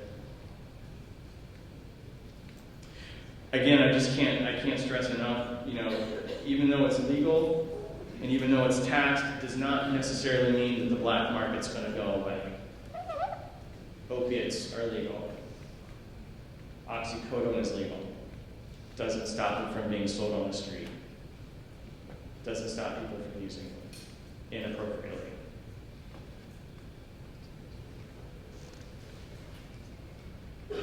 One thing on that back there, it's, again, even if you want to buy it legitimately, we find people in Colorado are purchasing it medically. They're saying they need it for medical reasons because, again, it's cheaper. So we see a diversion of a lot of our people that just want to use it recreationally, saying they're using it medically in Ohio. Now, interestingly, crime rates are not all that bad. And to use a term of our good friend, our county prosecutor, Mark Miller, says, well, maybe it's because they're too mellow to go out and do anything. They're too mellow to commit crimes. But what we're seeing is a lot of lower crime offenses. Petty theft, smoking in public. Well, that's kind of funny, Now, Lauren was right. We haven't had any reports ever of an overdose strictly from marijuana, but we do see evidence of marijuana-related deaths. People that become overly intoxicated by marijuana and then go out and drive. We talk a lot about drug driving, and this is where this comes in. We know the implications of driving while intoxicated by alcohol. We know that intoxication and impairment happens while smoking marijuana, that people are driving, and we see in Colorado that those rates are increasing. Colorado's marijuana-related traffic deaths increased 92% in just 4 years.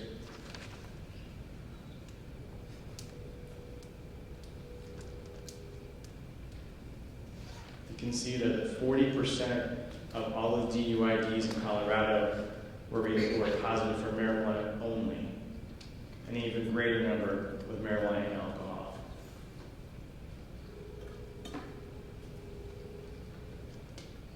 Double the number of DUIs involving marijuana. Now these numbers may seem low, but in prevention, if we can save one life is one life to save. Is this a risk we want to take? We want to see this potentially happening in our community. Issues in school. Kids are being suspended for marijuana use. You can see there the national average is a shorter line of kids that have been using marijuana in the last year. And then in Colorado, you can see it's much higher. And it seems to be on a trend going upward. 34% increase in drug-related suspensions in Colorado.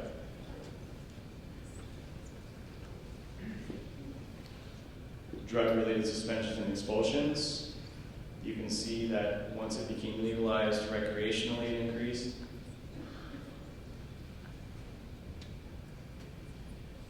This is an interesting one as well. We've done a great job of educating our youth about the dangers of alcohol use. And Colorado seems to get that message. Alcohol use has gone down, but marijuana use is certainly increasing.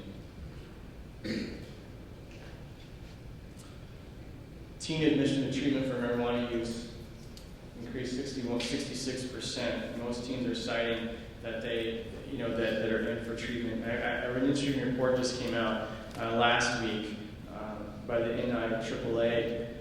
Over the last 10 years, the risk of becoming addicted or having an addiction issue with marijuana has doubled. We also went from 1 in 11 potentially becoming addicted to marijuana that use marijuana on a regular basis to 3 out of 10 over the last 10 years. Part of that is because of the strength of marijuana, how much it has gotten stronger, and people seeking that greater high. The other thing I'll tell you too, and I didn't have a slide for this, but when we talk about our youth, we have a study that shows that regular marijuana use decreases IQ points by 8, and IQ points can't come back. So we're potentially creating an opportunity where our youth can become less smart. And they won't get that back even if they stop using. 74% uses someone else's marijuana, medical marijuana. And again, this is just the points. Again, I want to point out the third one down. Colorado's 321 local jurisdictions, 71% prohibit any type of medical or recreational marijuana business. We've seen those numbers happening in Colorado with only 29% of the communities having medical or recreational marijuana, and yet in Ohio it will be 100%. Some other things that happen, one of the things that people can do do is called dabbing. With marijuana, they extract the THC to create a much higher product. It's a sticky substance that is then smoked. It's dangerous and it causes explosions. You can see the number of increasing explosions and injuries happening. And this is an example of what happens when you extract THC inappropriately. It can cause damage. Winter break is coming up soon. Go to Colorado, they're enticing you to come ski, but if you do it, you get a dollar joint. We're talking about the pervasiveness of advertising, the pervasiveness of coming and smoking your marijuana. Tailgate special. Might have those coming up in Ohio State before long. And finally, we can see that Colorado is changing their opinion as time is going on, and they're seeing the effects of what happened from it being legalized for recreational purposes. So I have 6 takeaways for you. First of all, I want you to understand again that we're not opposed to the use of marijuana for medical purposes if it is done appropriately. You know, again, no other drug has ever been voted on use by the public. It goes through the FDA process. We oppose the commercialization and the pervasiveness and the prevalence. The third point is how prevalent will marijuana become in our community. We're concerned about the marijuana-infused products. We're concerned about the workforce, making sure we have a safe and healthy and prosperous workforce. Employers already are having a hard time finding enough people to do the jobs. We could potentially make that even harder. As a side note, Colorado is having to go out of state to get people to do construction work because they can't find enough employees that pass their drug test when they go to apply for the job. And finally, we don't want to create another opiate epidemic like we did with allowing medical or opiate prescriptions and the drug mill, the pill mills, and all that sort of thing. You know, we are not saying that this will happen. Evidence is pretty likely that some of this will happen, but we don't want to allow the opportunity for our community to become a test site like Colorado did. Is this worth the risk? Is this worth the potential harm we could do to our community as a whole, our public safety? And that's why we oppose this, and that's why we urge you to continue to educate yourself about issue 3. Take to heart what all 3 of us have said. Make your decision as appropriately as you can. But we just appreciate you listening to our concerns about issue 3. So thank you very much.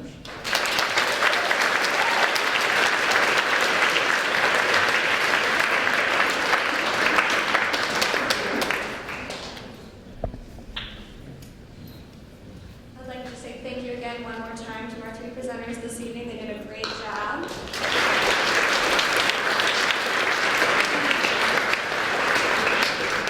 And I know we are cut for time. I did say this would end at 7:30. We are going to have questions for all 3 of our presenters if you would like to stick around. If you have other obligations and do need to leave, we do understand. You are welcome to leave, but I do encourage you, if you have the time, to stick around for a few minutes for questions. So if you guys want to just come on to the stage.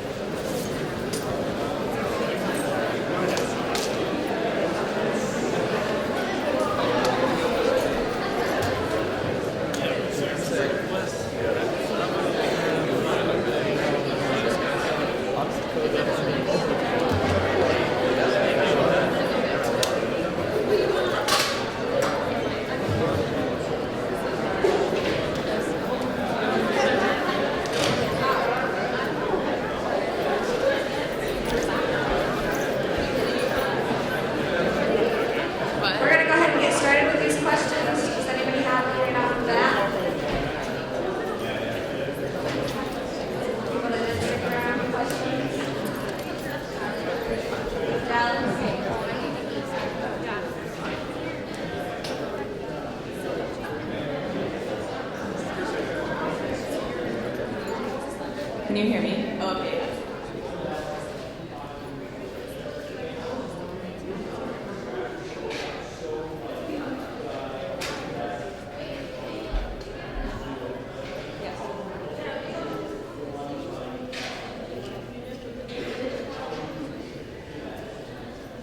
That was from the Centers for Disease Control and Prevention in 2011.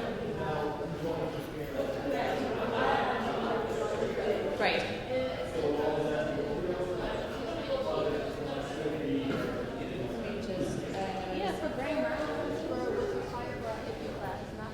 So what the Cineres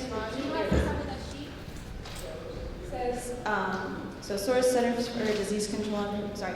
The question was whether or not that chart had to do with overdose deaths. So between tobacco, alcohol, prescription painkiller deaths, cocaine deaths, heroin deaths, and marijuana deaths, the listed, it says, it's got two little asterisks.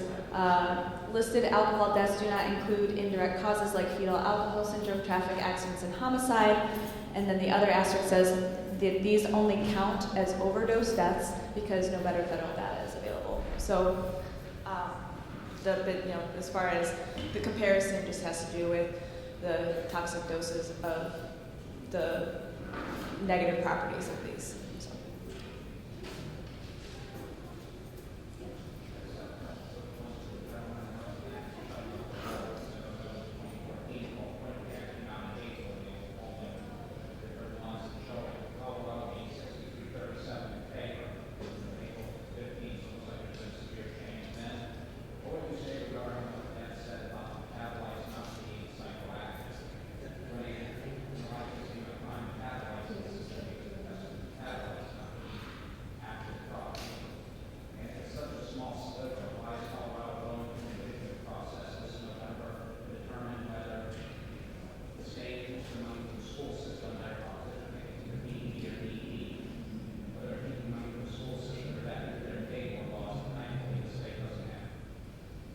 Those are good questions. The latest surveys you mentioned, I haven't seen it, and I would love to see it. Okay. Sure. And I only can speak to the data that I presented right now. And as far as speaking to metabolites, I'm not a pharmacist, so I can't.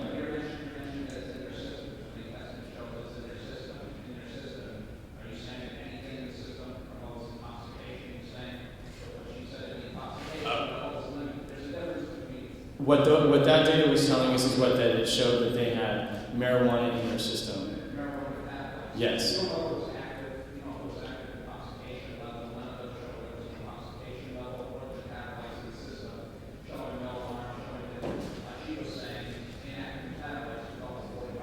Sure.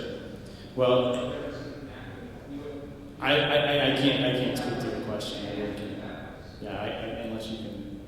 Well, actually, what the pharmacokinetic profile of the cannabis showed that it was in their system because it is really lipophilic. It sticks to the fat cells. It distributes into the fat and it stays there for a long time. That doesn't necessarily mean that they are high just because it's in their system. Regarding the metabolite, just a clarification, the oral version, or when it's taken through the oral route, it's metabolized into an active metabolite, which is 11-hydroxy-THC, which can prolong the sedation of the sedation effect of the drug. Right. See, and those are people that use it regularly, and they're regular users, so that it can stay in the system for that long. The half-lives, they vary from a few days to maybe up to even 10 to 30 days. So I think what you're asking, however, is a question that many of us have regarding how do we tell. How do we differentiate between whether somebody is actually still high or they just have, some evidence in their system that they have used it recently? There are ways that states have been determining, this is relatively new, how much of a THC level that there is in their blood, kind of like a blood alcohol level. So they determine your intoxication level based on the actual milligram level in your blood, or I don't know, maybe it's nanograms.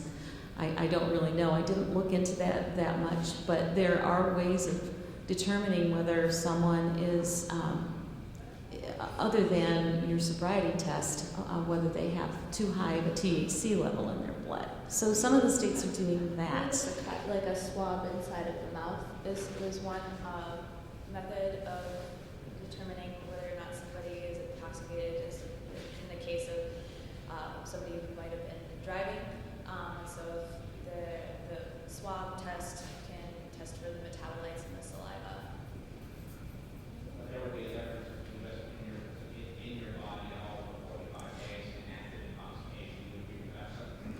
Right, and you know, I mean, just like with any psychoactive medication, you can be receiving benefits from that medication and not be considered to be quote unquote intoxicated. We don't have really good ways of determining that right now. You have people that go to work and take Xanax, or you know, maybe they're on opiates of some sort, and if they have a prescription for them, we don't consider them to be impaired unless they're not doing their job, or unless they have caused an accident of some sort, you know. So there are all different ways of looking at intoxication. I think it's difficult with cannabis, and so I think that's where you were directing your question, is how are we really going to figure that out? And I think yes, I think the answer is it's going to be tricky. But I also, you know, think about this.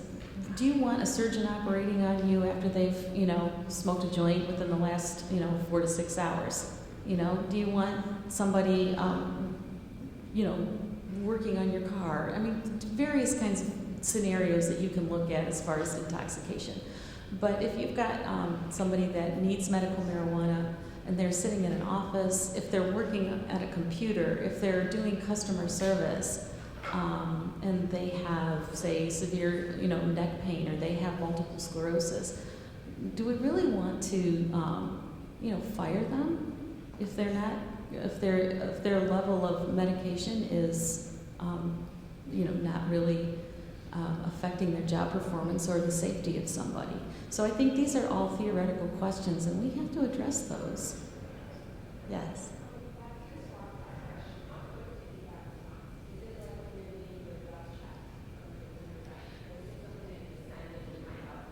I think it's pretty instant, and there are versions of it, and some students at the University of Akron developed something similar, but I believe that it's pretty instantaneous. So. Dr. Berlekamp, this first question is for you. As a pharmacist, why would you advocate for legalization of marijuana as a medical product rather than going through the FDA regulations?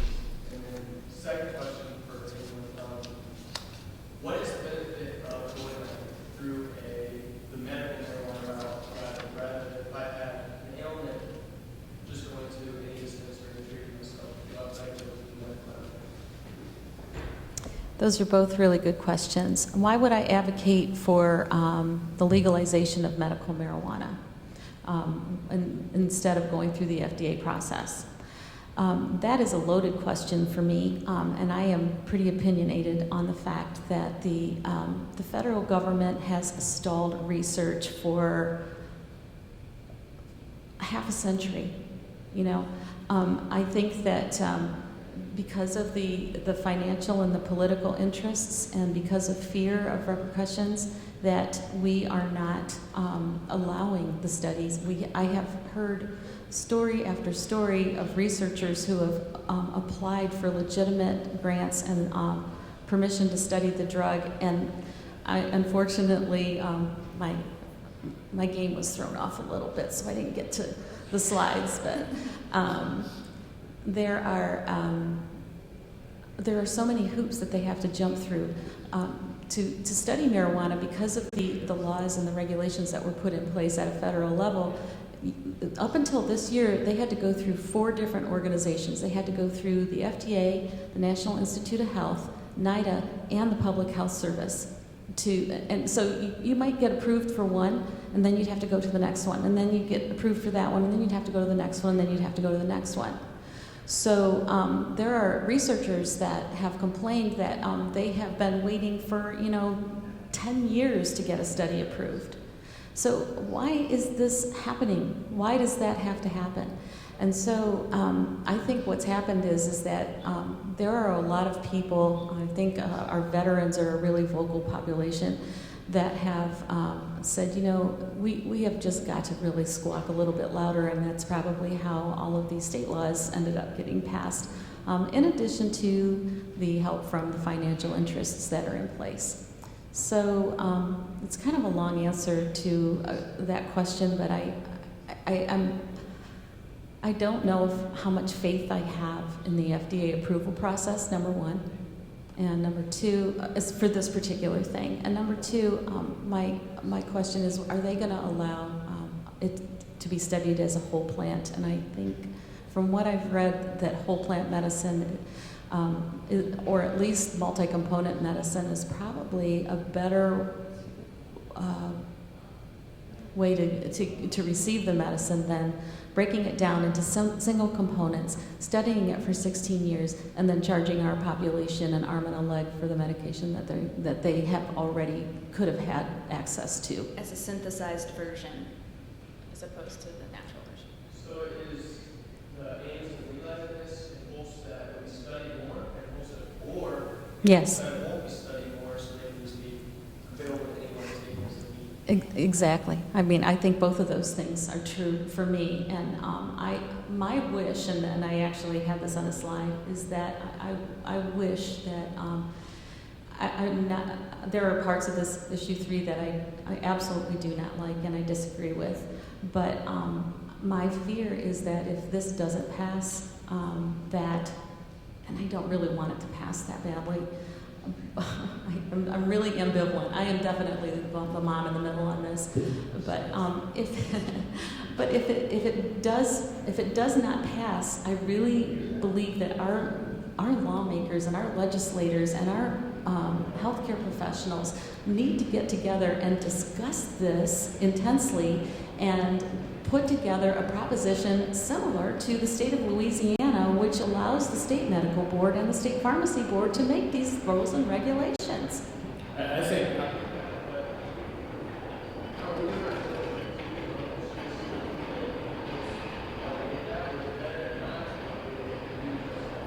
I was going to say, I think what would be interesting, and we don't have data on this, is that the 24 states that have legalized it for medical reasons, how much research actually has been increasing in those states. And I think that would be a really interesting thing to look at.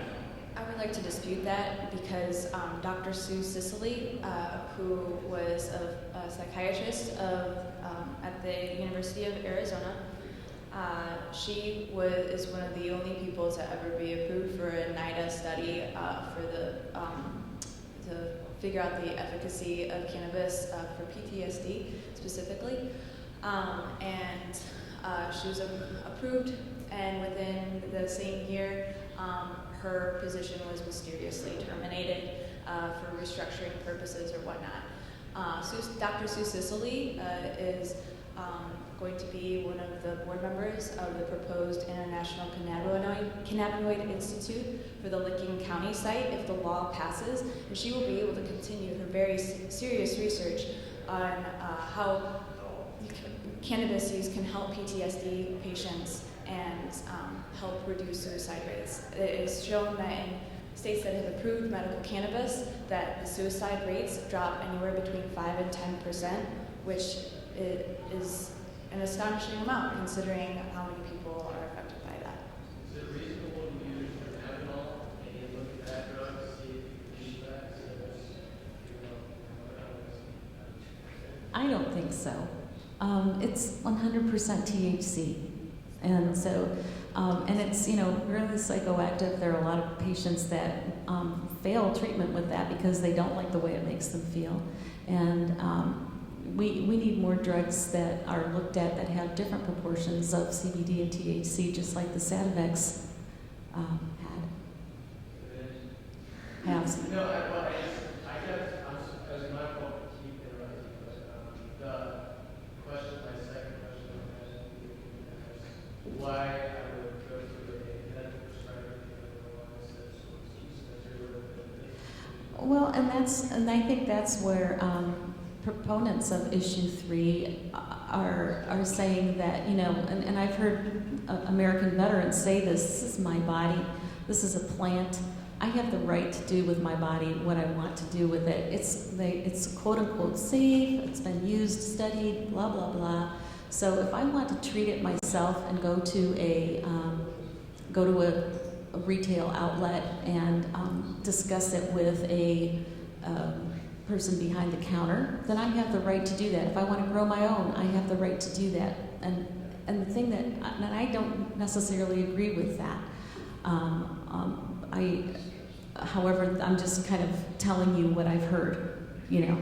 And so I really think that the medical dispensary just, you know, it appeals to the pharmacist scientist part in me, and that's what I would prefer to see. Are there many medical applications that are shovel-ready, so to speak? You start using them as soon as it's passed, or are we still expecting a lot of research to be before we start? Well, those who run the question is, are there products out there that are shelf-ready? You've got Charlotte's Web. There's this product called Rick Simpson oil. I don't know too much about that. Lauren probably knows more about it than I do. But let me just say something about Charlotte's Web, and that's when you say shelf ready, it's used as a prescription, and it's probably available in dispensaries. However, it's very expensive, and if patients want to try it, their families want to try it, they can. There are lots of named marijuana products that supposedly are good for this or that ailment. I just don't want somebody that might have just a high school education advising me on how to smoke my pot, you know. that was supposed to be a joke. But I really do favor the education of medical professionals and the use of it that way. But the short answer to that question is I really don't know how much is out there that is shelf ready. But if you would go to like Colorado or Washington State or California or Maine, you'd probably find a lot of shelf ready products. So just to follow up, I personally do believe in people's ability or people's right to be able to grow for themselves and to treat themselves. And based on the timing of the implementation of the law, based on how soon the commission is able to decide on rules and regulations for the rollout of the law, there is a home grow provision that allows any adult over 21 years old or a medical patient to be able to grow 4 flowering plants for themselves. And so with those 4 flowering plants, there are a number of ways that you can prepare your own cannabis in order to help treat your ailments that you might have if you end up with a variety, or if you have a specific ailment and you're able to find that particular variety and grow it for yourself, then you don't have to smoke it. You don't have to necessarily completely concentrate it into a Rick Simpson's oil, which is simply Rick Simpson's oil is just cannabis oil extract, if you think of it like that. And so when there was that picture on the screen of the syringe with that really dark tar-like looking substance, that is the extract of the oils and all of those properties from that plant. There's different ways to extract between alcohol, one of the more dangerous ways, and something that I feel just completely the damaging implications for the reputation of people that are using medical cannabis responsibly was an extraction using butane hash oil, and that's where we saw with Zach's part of the presentation somebody's exploded kitchen And that's a very dangerous way to go about extracting plant material. But I know people who have treated themselves, and they do it as simply as, taking the trim from those plants. It doesn't necessarily even have to be the flowers, but just cooking it with some coconut oil on low on their kitchen stove and extracting the properties and preparing it as food. If you have a variety that is not high in THC, then you don't have to worry necessarily about the risks of having a bad psychoactive experience with too much THC, but we're talking about a vegetable. We're talking about something that if we're able to grow for ourselves and eat. One of the last slides that I had was talking about how not everyone who wants to grow for personal use wants to get high. I personally would grow non-drug hemp plants because it's so crazy that the potential for adult use in medical cannabis is going to be legal, or could possibly be legal before hemp is legal to grow in Ohio. But I would love to eat like a hemp salad every day or juice it in a smoothie. There is research by a doctor in California, and he's traveled all over, who juices the plant for people and has extraordinary results with his patients. And because THC is only active when it's heated, if you're just eating the raw cannabis plant, and especially if that's a low THC plant anyway, you're not going to get the same sort of effect as it would as if you had extracted it with a high heat or were smoking it. Thank you. We have time for one more question. Mariah, I believe you had your hand up.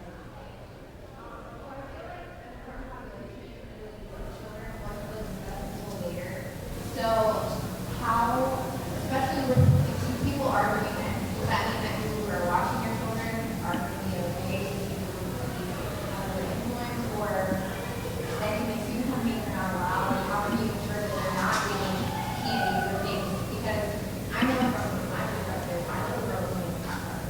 So I don't understand if this is how you implement that they're not getting or even children in high school. The commission, if the commission says no gummy bears, no Pot Tarts, you can't put it in candy, then you can't put it in candy. And if you're a medical professional or part of a medical professional organization, I highly recommend you start lobbying whoever Governor Kasich might appoint, or the governor himself and the administration, in order to make these points, because these are very real concerns about the potential to for the marketing to children.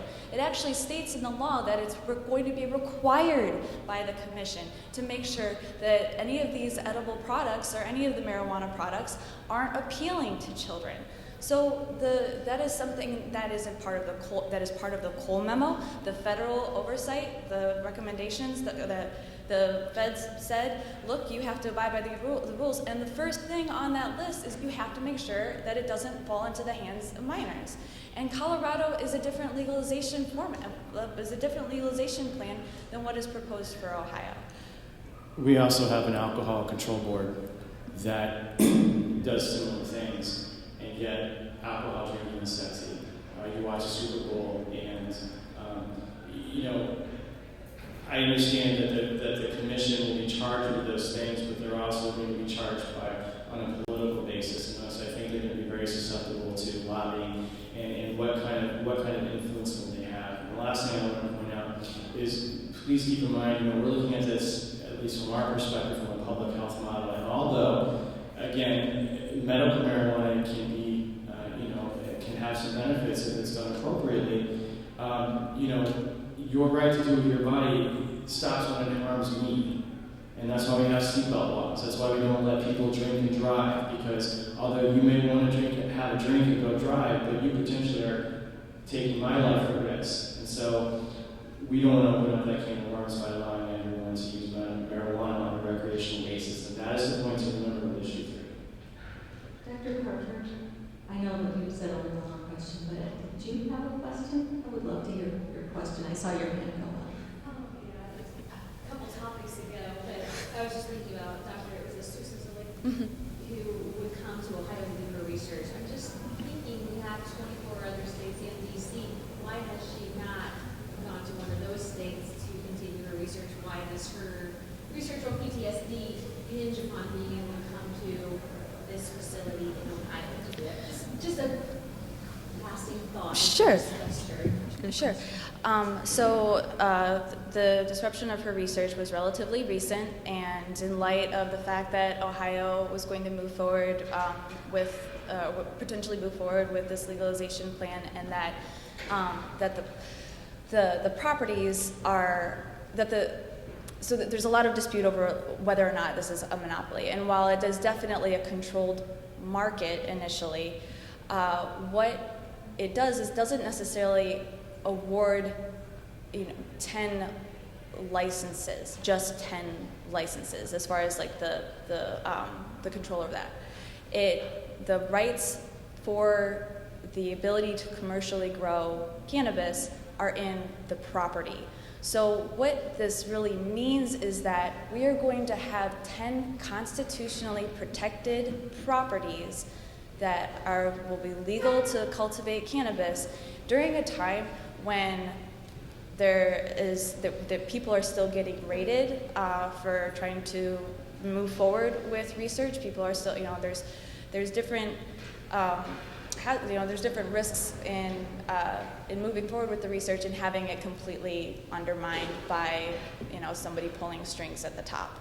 And that is what Dr. Susili is suspecting, and she's trying to get an answer out of the University of Arizona. And I really can't speak a whole lot to her personal relationship or professional relationship with the University of Arizona, but from what I understand,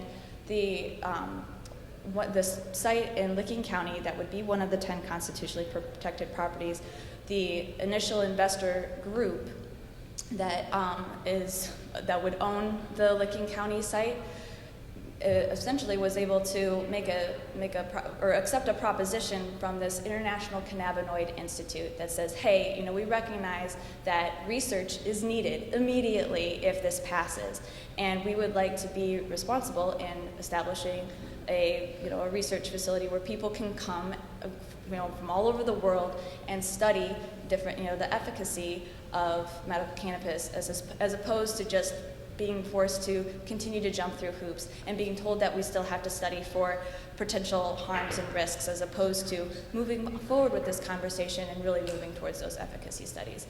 So I think because it just happened so quickly that.